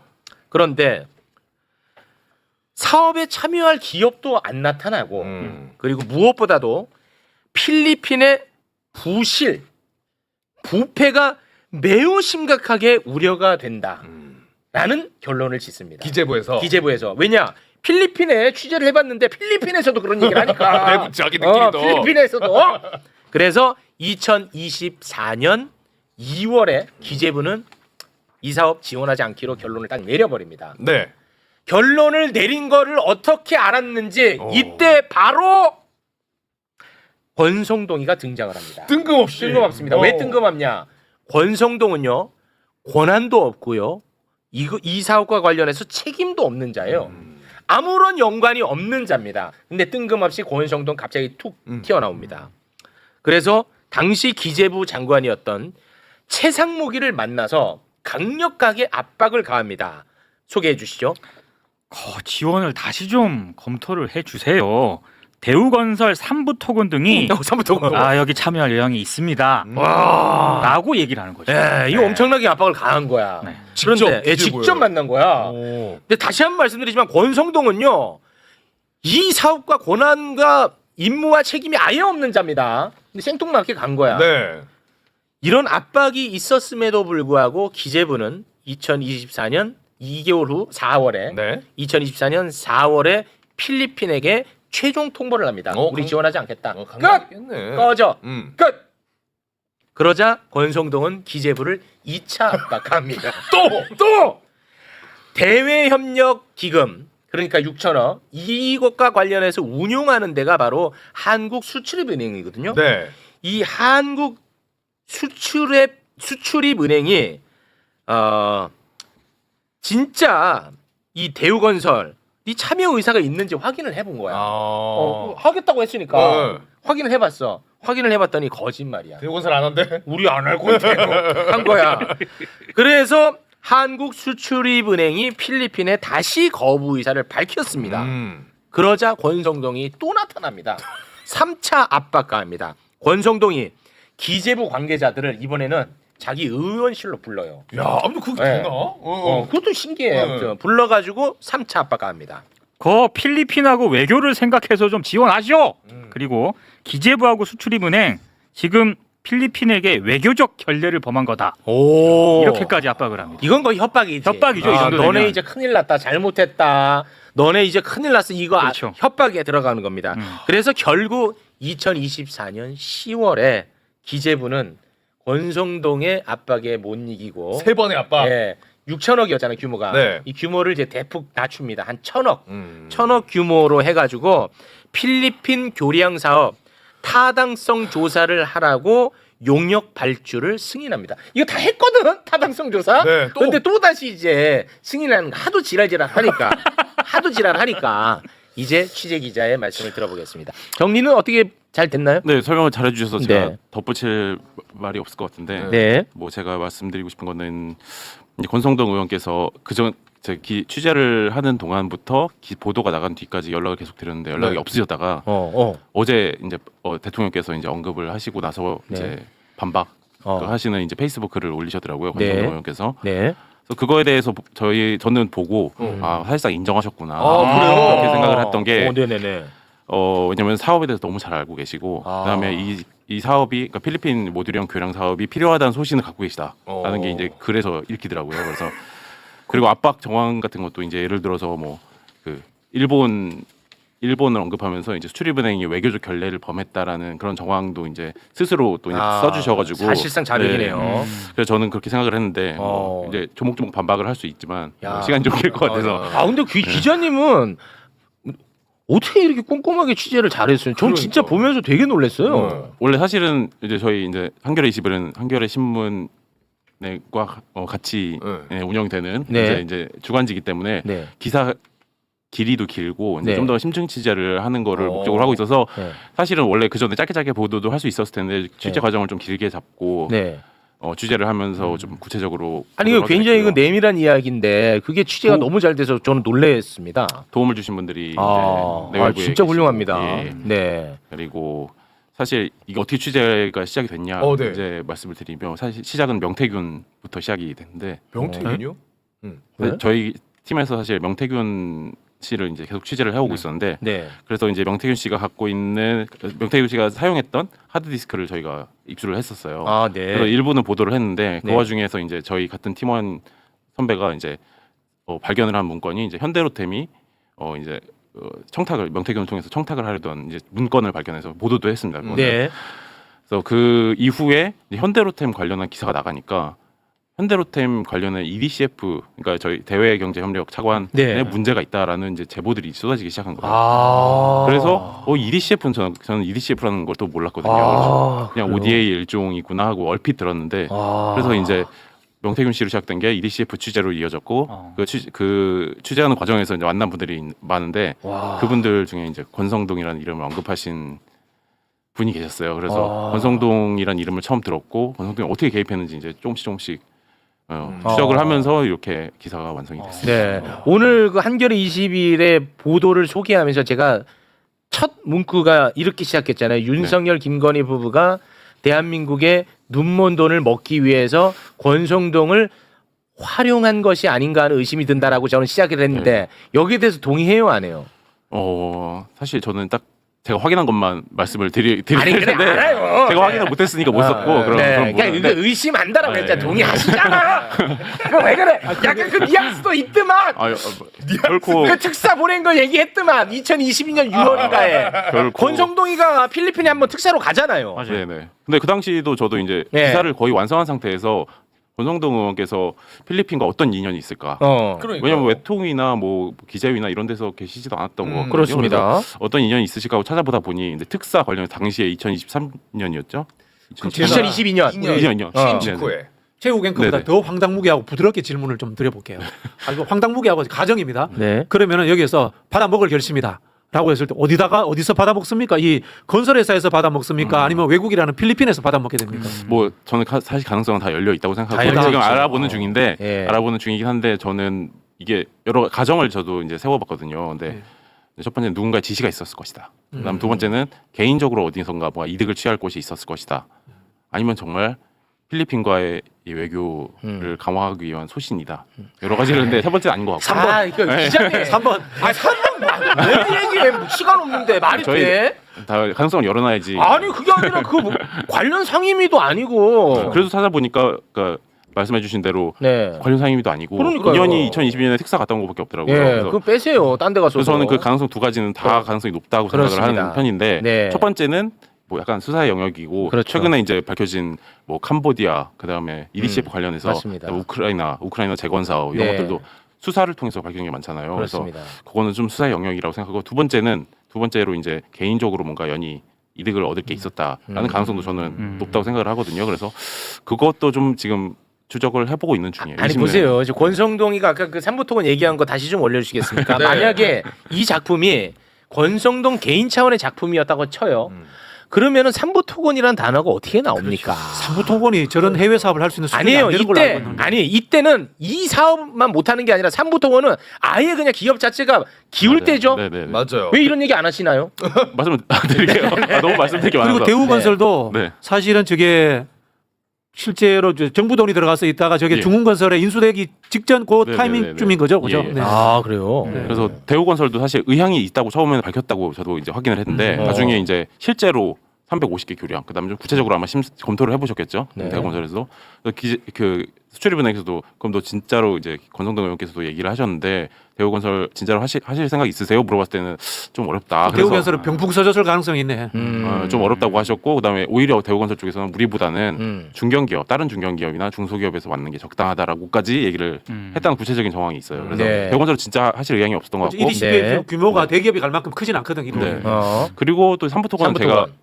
예전에도 취재한 적이 네, 있어서 요거 취재원이 핵심이야. 계시거든요. 네네. 그래서 알아보니까 실제로 제안이 왔던 거 맞아요. 근데 브로커를 통해서. 그러니까요. 네, 브로커를 통해서 뭐가 저도 그 구체적인 내용은 못 봤지만 브로커를 통해서 제안이 왔고 네. 관련한 문서가 있다고 하더라고요. 삼부토건 내부에. 아, 그래서 삼부토건 내부에. 그런데 당시에는 아까 선생님께서 말씀해 주셨듯이 뭐 삼부토건이 그걸 들어갈 그런 상황이 아니었고 네. 그래서 일단 내비두고 또 연락이 오면은 그냥 그때 한번 다시 얘기해봐야겠다 브로커한테. 근데 브로커가 그 뒤로 연락이 없었다고 합니다. 그래서 이거 그래서 저기 그냥 윤석열 정부가 정말 후지다는 게 해먹는 수준도 후지다는 게 이거 20년 전에 자원 외교가 어떻고 있지 않습니까? 네네네. 그다음에 뭐 때. 석유공사가 러시아에 투자하고 뭐 이 수준의 이야기 다시 끄집어낸 수준이야 진짜. 네, 참. 야 이거 진짜 냄새가 매우 심각하게 납니다. 그러니까요. 이건 진짜 왜냐하면 권성동이 아무 관련이 없단 말이야. 근데 이렇게까지 집요하게 이거를 압박을 가했다는 게 매우 수상하죠. 근데 삼부토건이 나왔다는 사실. 예. 아 이제 그 왜 이렇게까지 좀 완성이 됐으면 좋겠는데. 아 그러니까 어느 시스템으로 이 돈을 뽑아 먹으려고 했을까? 요게 이제 핵심인데. 근데 제가 궁금한 게 용역 발주를 기재부에서 이제 넣습니다. 수출입은행, 예. 수출입은행에서 했습니다. 네. 예, 했잖아요. 예. 그 이후에 어떻게 진행됐습니까? 그래서 한 업체가 지금 수출을 해서 진행을 하는 과정인 걸로 알고 있어요. 그래서 이게 2020 정확히 날짜가 기억 안 나네. 네, 하여튼 수출 발주 그래서 낙찰이 돼가지고 그쪽에서 아마 진행 중이실 겁니다. 근데 이제 대통령께서 말씀하시는 바람에 이번에 그러면 중단이 되지 이번에 중단되는 거예요, 실제로? 이게 지금 계속 진행 중이었던 거예요? 그래서 물론 규모는 350개 교량에서 이제 70개 교량으로 줄어들었지만 어쨌든 진행이 와, 아찔하네. 그러면 이번에 이 보도도 없었으면은 그냥 그 돈이 그냥 가는 거네. 진행이 되는 거. 아마도 그렇게 될 거라고 생각한 게 여기 권성동 의원님 그 반박하신 것 중에도 그 내용이 있거든요. 타당성 조사를 실시를 한다고 무조건 사업으로 이어지는 게 아니다라고 얘기하셨는데 저도 그래서 당시에도 이제 관련한 업계에 계신 분들한테 말씀을 들어보니까 90% 이상 무조건 된다. 왜냐하면 타당성 조사를 발주하기 전에 이미 기재부랑 수출입은행에서 그렇지. 검토를 충분히 하고 나서 그렇지. 이거 될 것만 보통 발주를 하기 때문에 네. 여기 이번에 타당성 조사에도 그 국세가 이제 17억 원이 이제 들어가거든요. 그래서 이 돈을 물론 이제 뭐 6천억, 7천억 이런 규모에 비해서는 작지만 그래도 국세가 들어가는 사업이기 때문에 이거 들어가는 것도 엄청 경쟁이 치열하고 그렇기 때문에 웬만하면은 수출입은행에서도 낭비하고 싶지 않잖아요. 그래서 될 것만 보통 발주를 하고 90% 완성된다. 네. 이제 해외 사업이라는 게 코에 걸면 코걸이 귀에 걸면 귀걸이라서 다 되도록 만들어 줍니다. 이게 쉽게 말하면 20년 전, 30년 전 전통적으로 정권기관은 브로커들이 하던 그런 유의 방식들이에요. 네. 오늘 이 건과 관련해 가지고 뭐 보수 패널이 이런 얘기를 하더라고요. 이재명 대통령이 이거 함부로 중단 명령 내리면 안 된다. 외교 문제가 생길 수 있다라고 하는데 이 기사에도 다 나와 있습니다만 네. 필리핀하고는 그 다른 걸로 엄청나게 많은 것들이 있고 이게 외교 문제로 비화되지 않아요. 그 단어 요거 좀 설명 부탁드립니다. 네, 그래서 이미 기재부에서도 그런 부분을 검토를 했어요. 그래. 그래서 필리핀에도 다른 사업도 이제 제안을 하려고 했고 필리핀이랑 이제 30억 달러 정도를 이제 이미 차관 약정을 했거든요. 근데 그거를 이상으로 사업들이 많이 잡혀 있어요. 예정돼 있는 게 그렇습니다. 기재부의 설명입니다. 이제 120억 원 정도가 이제 사업이 이미 예정이 돼 있기 때문에 네. 이거 하나 안 한다고 해서 필리핀과 외교 문제가 발생하지 않을 거라고 이제 판단을 했습니다. 네. 야, 근데 여러분은 어떻게 이렇게 시사 관련해서 공부를 많이 해요? 왜요? 내가 딱 얘기하자마자 누군지 바로 맞춰버리네. 아, 대단들 하시네 진짜. 그거 어떻게 알아요 그런 거? 와 이러니까 그 공부 안 하고 앉아 있을 수가 없어. 이분들은 오전부터 뉴스 다 보시는 분들이에요. 방송도 그렇고. 부담스럽습니다 이 자리에. 네 대단하십니다. 끝으로 혹시 뭐 놓친 부분이나 하시고 싶은 말씀 있으면 부탁드리겠습니다. 사실 저는 그래서 조금 여기서 기사에도 사실 읽어본 독자분들 중에 은근히 흘리고 싶었던 얘기가 있지 않냐라고 이제 저한테 얘기를 해준 퀴즈가 있었어요. 네. 이게 바로 필리핀에 있는 LCS 그룹이라는 곳인데 제가 한 두세 번 정도 이제 언급을 했는데 근데 구체적인 제가 정황은 확인을 못했지만 LCS 그룹 그다음에 루이스 차비스 칭손 회장이라는 분인데 구선 주지사를 하시고 필리핀 거물이시더라고요. 과거에는 필리핀 언론에서는 뭐 약간 카지노랑도 연루됐다는 뭐 이제 보도도 있었고, 근데 우리나라 사업에 엄청 관심이 많으셔서 저는 사실 이분과 관련돼 있는 뭔가 있지 않을까 하는 의심을 조금 했거든요. 근데 이런 얘기를 하면 제가 좀 카지노. 네, 아직 확실하진 않습니다. 그렇지만 그래서 이번 사업에 상당히 관심을 많이 보이셨다. 그래서 이번 만약에 이재명 대통령께서 중단을 시키셔서 많이 슬퍼하시지 않을까. 나 이해됐어. 누가 슬퍼요? 싱손 회장님께서 하는 생각을 하고 있습니다. 그래서 나중에 혹시 진짜로 슬퍼하시는지 확인이 되면은 기사로 써보겠습니다. 알겠습니다. 아 기자님이 아주 조심성이 많은 분치고는 기사는 아주 과감하게 쓰셨어. 우리 매불쇼를 아주 뭐 싫어하는 건 아니시죠? 저요? 네. 저는 사실 유튜브 채널을 그렇게 많이 보진 못해서 그래요? 저희 회사에서 운영하는 뉴스다이브 정도 보고 있습니다. 그래서 사실 많이 보진 못했지만 저희 어머니가 매부쇼를 열심히 어머니요? 뉴스다이브 저 출연하는데. 참 어머니네. 참 어머니. 예. 참 어머니. 참 정말로 진짜 잘해야 돼. 엄마한테. 진짜 어머니. 고맙습니다. 대단한 어머니를 두셨네. 예. 어머니를 두셨다? 그건 말이 안 맞지 않나? 자식을 뒀다라고 하지 않나요? 어머니가 계시네. 어머니를 모시고 계시네. 어머니를 모시네. 더 모시세요. 예. 절하고 엄마한테. 참고로 우리 기자님이 요거 기사 쓰시고 저는 조금 자부심이 느껴지는 게 우리 물레동에서 당일에 쫙 다뤘습니다. 저는 쫙 이게 너무 큰데 안 다뤄지더라고 해서 저희가 정리 한번 했습니다. 박수환에 저도 한번 불러주세요. 이런 거 좋아해요. 그래요? 20년 전에 뭐 저기 동남아 국가 총리한테도 사기 당한 적이 있고 주지사한테도 사기 당한 적이 있어요. 네. 누가요? 후진국들이 이런 사기 많이 쳐요. 그래요. 근데 이거는 사기의 개념은 아닌 것 같잖아요. 왜 그래? 예, 이런 모델은 아마 처음 접할걸요. 네, 고맙습니다. 신형 모델이네. 자, 그러면 우리 기자님과는 여기서 인사를 나누겠습니다. 한겨레 20일의 최윤태 기자님, 대단히 고맙습니다. 감사합니다. 고맙습니다. 진짜 큰 기사였어요. 네, 진짜 큰 기사. 아마 이제 큰 상, 어떤 미디어 비평 전문가로서 이거는 큰 상 받지 않을까요? 그럼요. 예. 아니 그러니까 대통령이 단순히 언급하고 뭐 평가, 호평을 내려서 그런 게 평가가 아니고 굉장히 오래 공을 들인 기사입니다. 네. 그리고 사회의 변화까지 이끌어내고 그렇죠. 그게 정말 그 언론의 가장 큰 보람이잖아요. 그러니까 효용감이란 단어 있지 않습니까? 요런 때 딱 보람과 효용감. 네, 고맙습니다. 자, 오늘 준비한 뉴스가 지금 상당히 지금 밀려 있는데 요거는 아무래도 내일로 미뤄야 될 것 같고 다 건너뜁니다. 네, 다 건너뛰고 마지막 이슈 다뤄보겠습니다. 마지막 이슈는 유튜브 채널 가로세로 연구소 이슈인데요. 가로세로 연구소 김세희 알죠? 김세희. 네, 알죠. 이 김세희는 불과 3주 전이야. 불과 3주 전에 이재명 대통령에 대한 허위 사실에 의한 명예훼손으로 법원으로부터 벌금형 선고를 받았어요. 불과 3주 전입니다. 그런데 이번에 또 최악의 방법으로 이재명 대통령을 악마화했습니다. 근데 이 내용이 진짜 정말 너무 불쾌해요. 관련해서 이야기를 좀 다뤄보고자 또 대한민국 최고의 전문가를 모셨습니다. 이거는 그냥 우리가 분노하고 마는 게 아니라 이건 바로 조처가 있었거든요. 네. 민주당의 국민소통위원회 위원장님이자 민주당의 국회의원 매불쇼에는 첫 출연 김현 의원님 박수로 맞이합니다. 처음 뵙겠습니다. 네. 의원님이 아주 그 성격이 굉장히 대단하시고 오해야. 네. 오해예요? 아니 대단하죠. 성격이 대단하시고 활약이 대단하시다라는 것은 제가 언론을 통해서 잘 보고 있습니다만 또 일각의 소문에 의하면 너무 노잼이다라고 해서 매불쇼가 계속 꺼려왔습니다. 이번에는 이분 아니면 모실 수가 없는 거야. 딱 그냥 의원님 이슈거든. 저는 노잼이 아니라 이잼입니다. 이게 왜 노잼인가요? 고맙습니다. 네. 아무튼 그래도 나와주셔서 정말 고맙습니다. 네, 감사합니다. 아, 근데 오늘 이슈 자체는 진짜 이 불쾌하고 화가 너무 많이 나는 이슈인데요. 그래도 다뤄보겠습니다. 지난 주말에 진짜 안타까운 소식이 있었거든요. 네. 1세대 유튜버 대도소관님 굉장히 많은 분들이 아실 텐데요.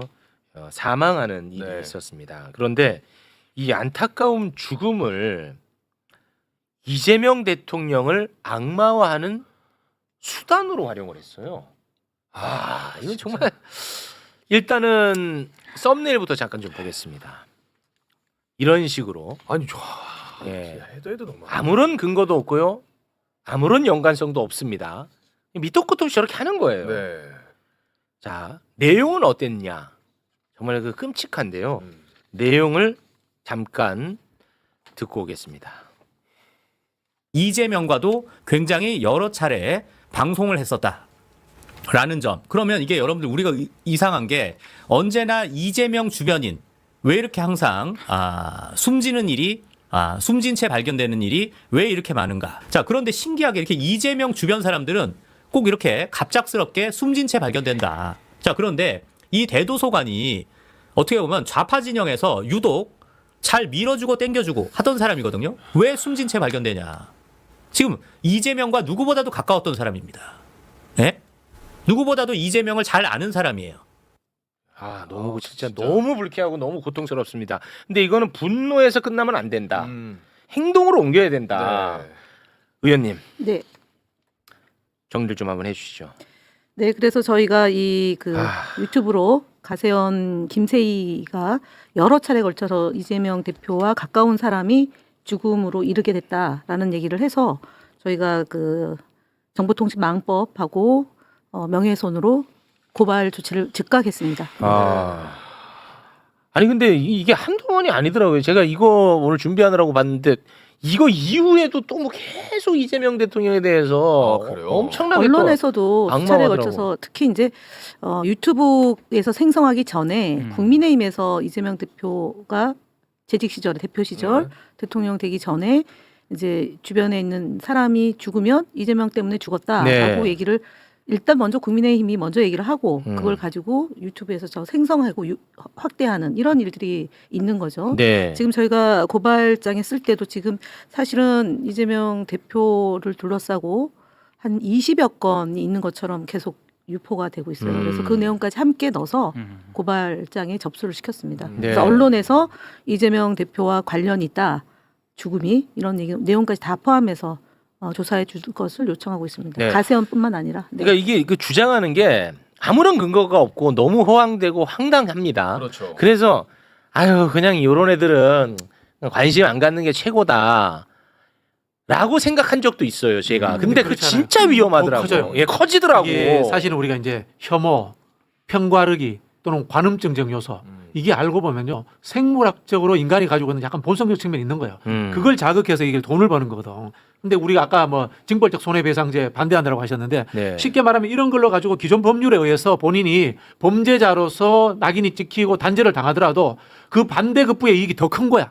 그러니까 계속 이런 행동을 하는 거거든요. 이게 결국은 이제 혐오상업주의거든요. 이걸 하는 거 막으려면은 이런 혐오상업주의를 하면은 폭망한다는 것을 법률적으로 보여줘야 돼요. 또 이런 거 보면은 밀리지.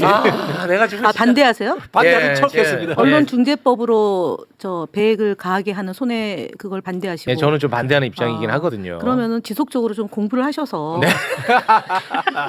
죄송합니다. 네. 공부가 조금 네, 부족했던 그리고 것 같습니다. 네. 안 그러면 네. 저희가 이제 소통국에서 그동안 유튜버들을 쭉 이제 분석을 해오거든요. 네. 근데 아무리 그 최욱 씨가 반대하더라도 보수 우익 쪽에서 최욱 씨를 계속 모니터를 해서 고발을 합니다. 네. 근데 우리는 사실은 좀 선의의 관점으로 네. 잘 하겠지라고 생각하고 그런 기능이 약한데 네. 이번에는 저희가 보수 극우 유튜버들을 계속 모니터를 해서 네. 소년보 지금 구속이 됐는데 저희 구속됐어요, 포함해서 소년보. 저희도 포함하고 다른 단위에서 고발해서 구속이 된 거고 전강훈에 대해서도 여러 차례 저희가 고발했어요. 네. 그리고 전한길, 예, 이런 보수 극우 유튜버들을 고발해서 서부 난동 폭동이 정당화되거나 예를 들어 중국인들이 부정선거를 했다거나 이런 내용들을 다 잡아야 됩니다. 네, 그러니까 맞습니다. 네. 너무 두려워하지 않아도 되십니다. 아, 저희가 네. 보호해드리겠습니다. 아, 죄송합니다. 그러니까 말 나온 김에 제가 좀 말씀을 드리면 제가 이제 징벌적 손해배상제에 대해서 반대하는 입장은 영세한 기업이 대기업을 네, 그럼요. 상대로 네. 문제 제기를 했을 때 그럴 때 이제 위축되는 효과가 있을 수가 있고요. 또 하나는 조작된 정보를 인식하면서도 가짜 뉴스를 퍼뜨릴 때 징벌적 손해배상제에 처벌받는다는 거잖아요. 근데 그것을 과연 어떤 기준으로 그것을 구별할 것인가 이게 굉장히 어려운 문제라고 저는 생각하거든요. 그것의 1단계는 네. 언론중재위원회에다가 누군가는 신고를 할 거 아니에요. 네. 그럼 언론중재위에서 그 문제를 다뤄서 네. 고의성과 반복성과 악의성을 네.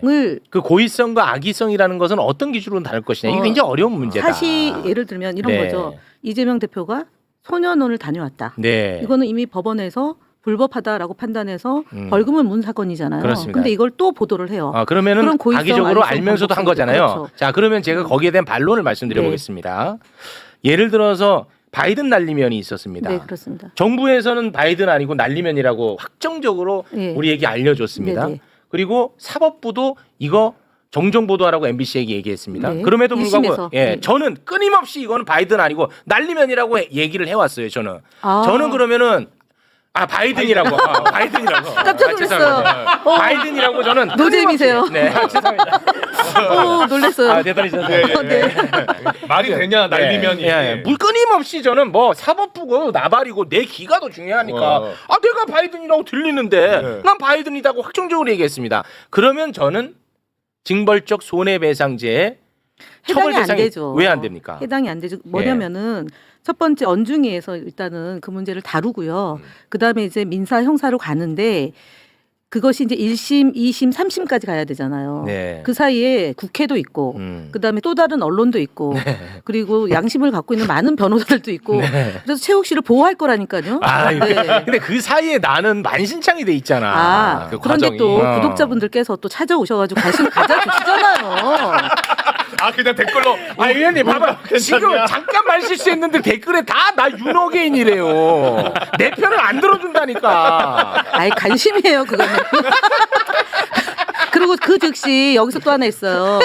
그 즉시 사과하고 정정을 하고 그다음에 예를 들어 썸네일 내리고 교체하면 또 상대편에서 이 소송을 끝까지 가져가지 않는다라는 걸로 됩니다. 그래서 너무 징벌적 손해배상이라는 게 최욱 앵커를 위해서 겨냥한 거다라고 생각하지 마십시오. 저 때문에 그런 건 아니에요. 그리고 제가. 말씀하셨던 것처럼 영세한 미디어 사업자나 아니면 유튜버들에 대해서는 크게 해당 사항이 없다. 네. 그래서 구독자 숫자 근데 구독자는 많이 되죠. 다 허수예요. 구독자가 100만 이상은 네. 사회적 영향력이 크기 때문에 저희가 가세연에 대해서도 고발하게 된 배경이 100만 이상 구독자인데 반복적으로 이재명 대통령이 관련 없는데도 불구하고 사망한 분의 명예도 훼손하고 산자에 대한 명예훼손했기 때문에 고발하는 이건 진짜 거거든요. 심해. 그래서 영향력이 큰 매체일수록 네. 그러니까 사안의 조심성을 좀 강구하는 의미이니까 구독자가 허수이면 또 걱정하실 필요가 없네요. 네. 의원님. 네. 아니 언제부터 웃기신 거예요? 왜 이렇게? 저 원래 웃겨요. 보통이 아니신데요. 네. 상당히 웃기신데. 근데 왜 그렇게 가짜 뉴스였어요. 그거 네. 이거 처벌해야겠네. 징벌적 노잼이라고. 이 노잼 이거 처벌받아야 되네. 근데 제가 많이 안 웃긴 해요. 웃지를 않으시는구나. 네, 왜냐면 웃긴데. 저희가 1년 동안 이진숙하고 싸우다 보니까 사실은 웃기는 일인데 웃으면 안 돼요. 그리고 최영도 간사랑 제가 너무 웃겨가지고 웃었더니 웃을 때냐 그 공격을 무지 받았어요. 그래서 그다음부터는 안 웃기려고 노력해요. 네. 상당히 웃기시는데 생각보다. 지금 많이 놀래고 있습니다. 내가 많이 놀래고 있어요. 네. 아무튼간에 그 가세연은 끊임없이 모니터링하고 끊임없이 행동으로 옮길 거라는 거죠. 네, 그뿐만 아니라 뭐 예를 들어서 신남성위원대도 구속이 됐잖아요. 네. 그다음에 그것도 저희 역할이 큰 거고요. 그다음에 김성진 네. 지금 보니까 이진숙에게 꽃을 보내는 캠페인을 지금 하고 있더라고요. 돈을 모아서. 네, 한이 국민의힘 평당원 협의회하고 그 김성진 하고 있어요. 그래서 김성진은 사실은 리박스쿨하고도 연관이 돼 있는 사람이잖아요. 그래서 앞서 제가 저기 잠깐 보고 있었는데 오세훈은 TBS를 폐지했던 주범 중에 하나고 그래서 오세훈. 저희가 이번 국정감사 다루고 그다음에 TBS YTN 문제는 국정조사를 좀 하려고요. 그래서 윤석열 정부에서 탄압받았던 사람들을 좀 억울한 걸 풀어주기 위해서 억울하게 탄압 받으셨잖아요. 아니 네. 저는 뭐 괜찮습니다. KBS에서 아니, 괜찮습니까? 네. 저는 상관없습니다. 아, 예. 네. KBS 쫓겨나지 않으셨어요? 쫓겨났어요. 쫓겨난 건 맞아요. 예. 쫓겨난 건 사실인데 네. 끝 인사도 못했고 네. 4년간 돌아갈 생각이 없으신가요? 없어요. 없어. 네. 왜냐하면 김어준 씨가 돌아간다고 했다가 TBS를 없앤 거거든요. 네. 이게 오세훈 발언인데 네. 오세훈 씨도 아마 저희가 국정감사하면서 충분히 한번 다뤄볼 요량입니다. 네. 전 뭐 선언하겠습니다. KBS 이렇게 얘기하는데 웃을 수는 없잖아요. 그건 그렇죠. 워낙 진지한 내용이니까요. KBS에 전 돌아갈 생각이 없습니다. 아, 네, 네. 알겠습니다. 다른 데랑 얘기 되고 있는 거 아니야? MBC 기다려. 근데 MBC는 지금 탄압받는 방송사는 아니에요. 아 그래요. 네. 농담입니다. 농담이죠. 고맙습니다. 야, 근데 EBS 있어요. EBS. 제가 좀 교육적이지 않아서. 교육적이에요. 교육적이요? AI 교육하시면 잘하실 것 같으세요. 아 그래요? 네네. 알겠습니다. 챗GPT 어떻게 키냐고 물어보던데. 그래서 스위치만 근데 하면 바로 교육 들어갑니다. 그게 초등학생들한테 딱 맞는 교육 방식이죠. 수준을 맞춰. 자, 의원님. 네. 요거 이제 제가 모르는 얘기를 해가지고 요거는 이제 정정하고 가야 됩니다. 큰일 날 뻔했네. 징벌죄 손해배상 처벌받을 뻔했어. 정정합니다. 리박스쿨 관련 있는 건 김성진이 아니고 김상진. 아 맞습니다. 김상진. 네네 김상진. 잠깐 김성진 성진. 아니고 네, 김상진. 죄송합니다. 네. 상진이라는 점. 이렇게 바로 하면 됩니다. 아 요건데요. 네. 김성진님께 사과 한번. 김성진님께 사과. 사과드립니다. 아, 예. 김상진이었습니다. 네, 고맙습니다. 근데 이번에 그 3주 전에 김세희가 이재명 대통령 부부와 관련해서 허위 사실 관련해 가지고 700만 원 선고받았거든요. 네. 야, 근데 그 내용 보면은 진짜 속 터집니다. 어떤 내용이요? 방송 내용? 아니, 그 판결? 판결 내용 보면은 너무 많이 봐줘. 그래요? 아니 너무 보통 봐주는 게 아니야, 진짜 너무 많이 봐주더라고. 표현의 자유. 와. 다. 그리고 뭐 이거 유권자들한테 별로 영향을 안 끼쳤을 거다, 뭐 등등 너무 많이 봐줘. 내가 진짜 그러니까 아마 판사들이 유튜버의 영향력을 좀 낮게 보는 거 아닌가 싶어요. 근데 그분들이 유튜브를 안 보고 판단을 내리니까 좀 더 매불쇼가 유명해져서 보도록 하고 네. 판단을 잘 할 수 있도록 네, 그렇게 알겠습니다. 해야 되지 않을까요? 네, 하도록 하겠습니다. 270 우리 몇 만이야? 500만 아니었어요? 네, 500만 아니고 276만. 276만 구독자 여러분께 허수 발언은 사과합니다. 보고 있었거든. 지금 굉장히 여론이 매우 안 좋게 많은 돌아가고 분들이 있습니다. 우리가 네. 허수냐, 허수냐. 너 진짜 우리가 안 지킨다. 당해봐라. 죄송합니다. 네. 제가 우리 의원님 오늘 초면이라 말싸움에서 지고 싶지 않아가지고 너무 죄송합니다. 여러분을 잠깐 좀 이용했습니다. 정말 죄송합니다. 아시잖아요. 솔직히 좀 자존심 싸움 하다가 이게 지금 헛말이 나왔어요. 죄송합니다. 수싸움이라 그럽니다. 이럴 때는 자존심이 아니라 수싸움. 수싸움이요? 네. 네, 죄송합니다. 네. 우리 의원님과는 이게 조금 저와 이 궁합이 좀 안 맞는 상황입니다. 여기서 좀 인사를 나눠야 될 것 같습니다. 네. 지금까지 민주당의 의외로 웃기는 국회의원 김현 의원이었습니다. 대단히 고맙습니다. 네, 수고하셨습니다. 감사합니다. 고맙습니다. 네. 허수아비 뭐 네. 난리 났네요. 죄송합니다. 네. 오늘 저희가 이제 준비한 뉴스가 이제 특검 뉴스를 하나도 못 다뤘거든요. 그러니까. 특검 뉴스. 왜냐면 이거 봐주다가 사실 지금 김영석이도 어제부터 우리가 맞아, 김영석이까지 지금 다 날아가게 생겼어. 큰일 났는데 요거는 저희가 또 내일 제대로 한번 다루도록 하겠습니다. 저는 예상을 했습니다. 예상했습니다. 왜냐하면 딱 왔을 때 제 앞에 놓여진 이 자료들이 있지 않습니까? 140회.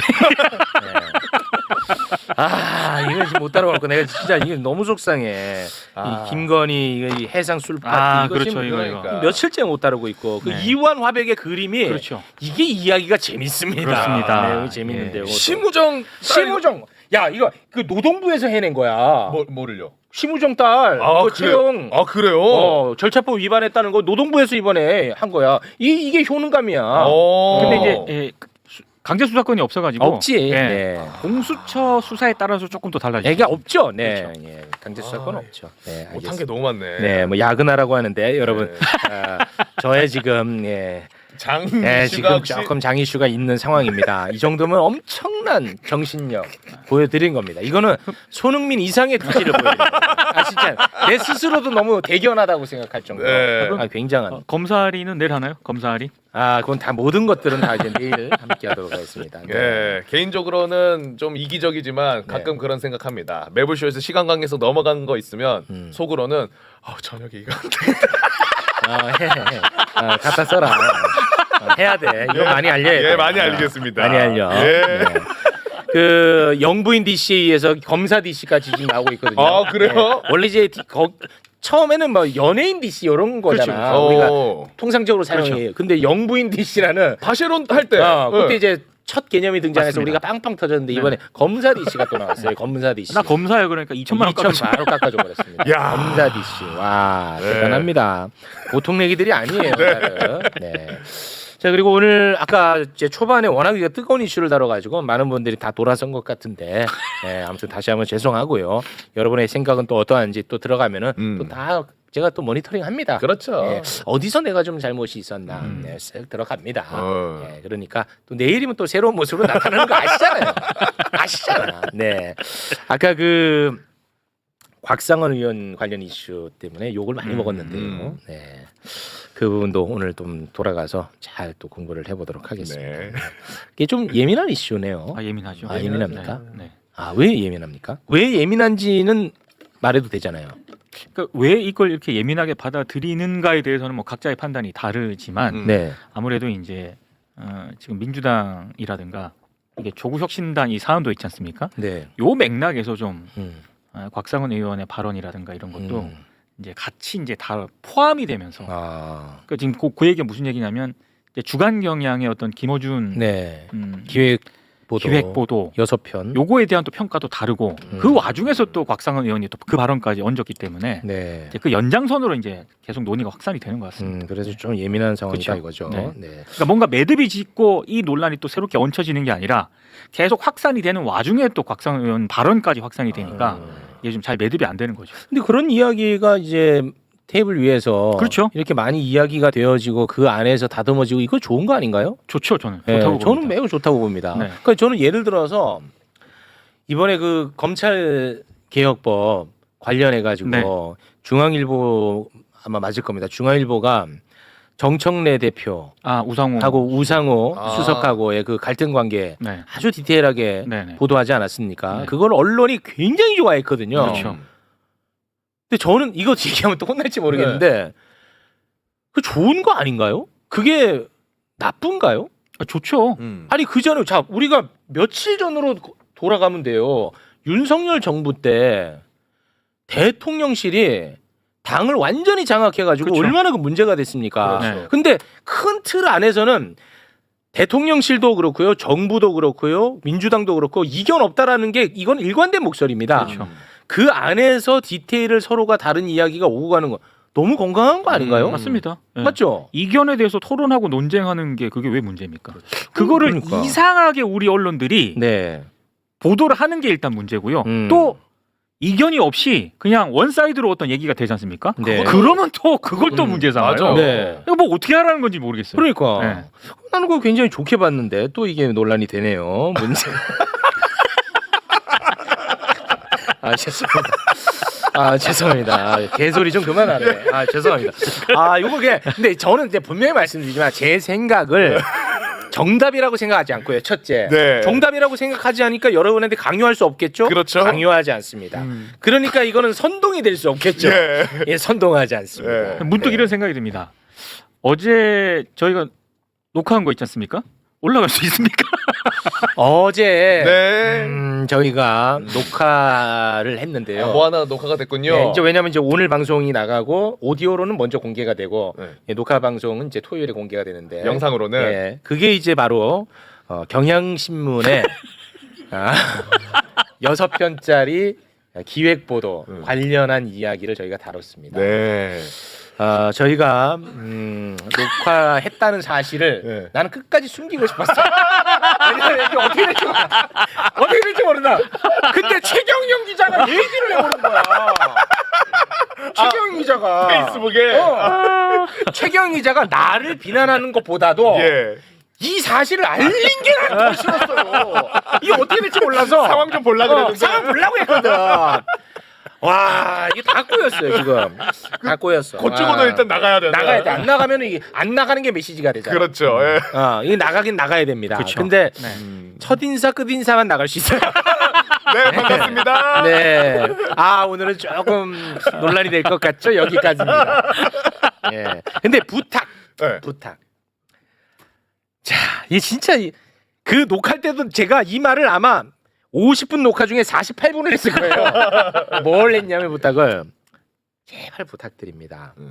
오늘 방송과 관련해서 비판 가능하고요, 비난 가능하고요, 그리고 욕 가능하고요, 부모 욕 가능하고요. 내 자식 없지만 자식 욕 가능하다고 했어. 네. 하지만 저놈들이 오늘 김어준 편드나? 저놈들이 김어준 비판하나? 이런 관점으로 보지 말아달라. 그렇죠. 그런 의도로 만든 것도 아니고 그렇게 의로 얘기한 사람도 없고요. 그렇게 아마 볼 거예요. 근데 그러니까 보는 시각은 자유롭지만 최욱 씨가 바람은 뭐예요? 어떻게 봐주셨으면 좋겠다. 바람. 내 바람은 바로 그거예요. 네. 말하는 것 안에서 평가받고 싶지 말하지 않은 걸로 평가받는 건 조금 억울하잖아. 그렇죠. 그리고 시간이 아깝잖아. 그래서 저놈들 김어준 편드나 저놈들 김어준 비판하나 이 관점으로 보지 않았으면 좋겠다는 거죠. 예, 나머지는 알아서 하시면 되는 거예요. 네네네. 근데 그게 아마 안 될 거예요.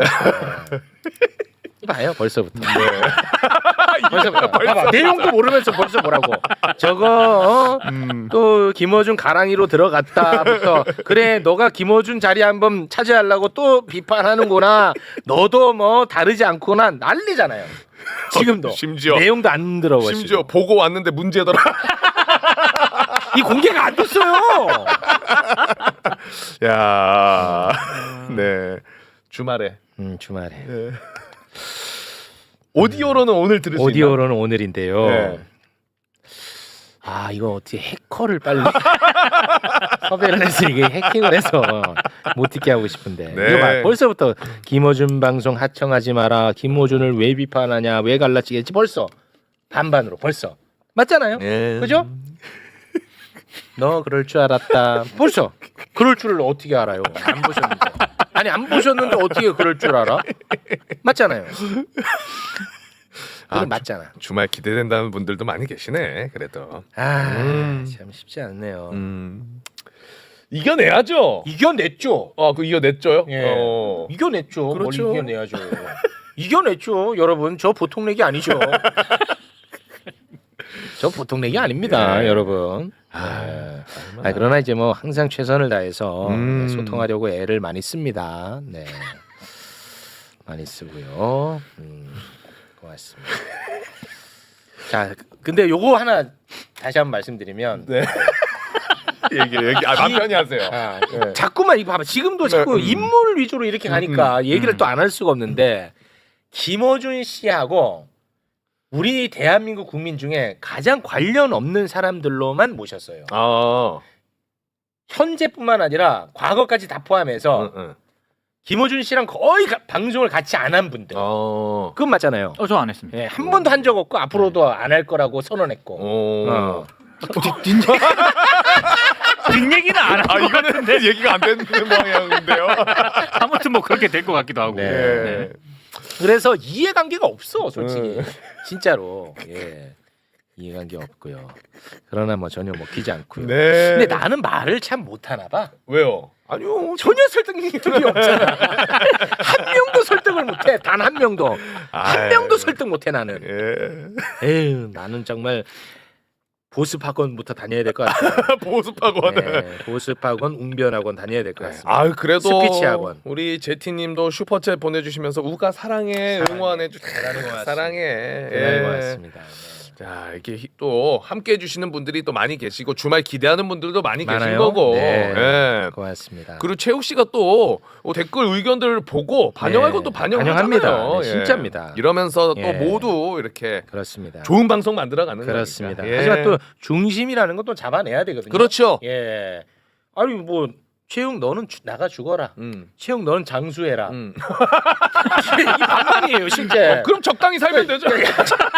중심은 잡아야 된다는 거야. 중심은 중심은 잡아야 된다는 거야. 그렇죠. 나가 죽어라 꼭 들어드리고 싶어. 근데 장수하라고 해버리니까 또 여기서 이제 내가 이게 고민이 되는 거예요. 그래서 중심을 잡아야 돼. 중심. 예. 대단히 고맙습니다. 고맙습니다. 네. 자, 오늘은 그럼 여기서 마무리를. 이 투덜거릴 시간에 뉴스 몇 개 했겠다. 김영석은 잡았겠다. 이 투덜걸 20분을 투덜거렸는데 맞잖아요. 심지어 아까 좋은 얘기야. 아까 그런 댓글도 봤습니다. 예. 빨리 똥 싸러 가. 스타는 그 용변을 하지 않습니다. 뭘 스타는 용변을 스타는 그런 삶을 살지 않습니다. 네. 여러분이 생각하는 그런 생리 현상은 나타나지 네, 않습니다. 고맙습니다. 고맙습니다. 자, 그럼 오늘은 여기에서 마무리 짓고요.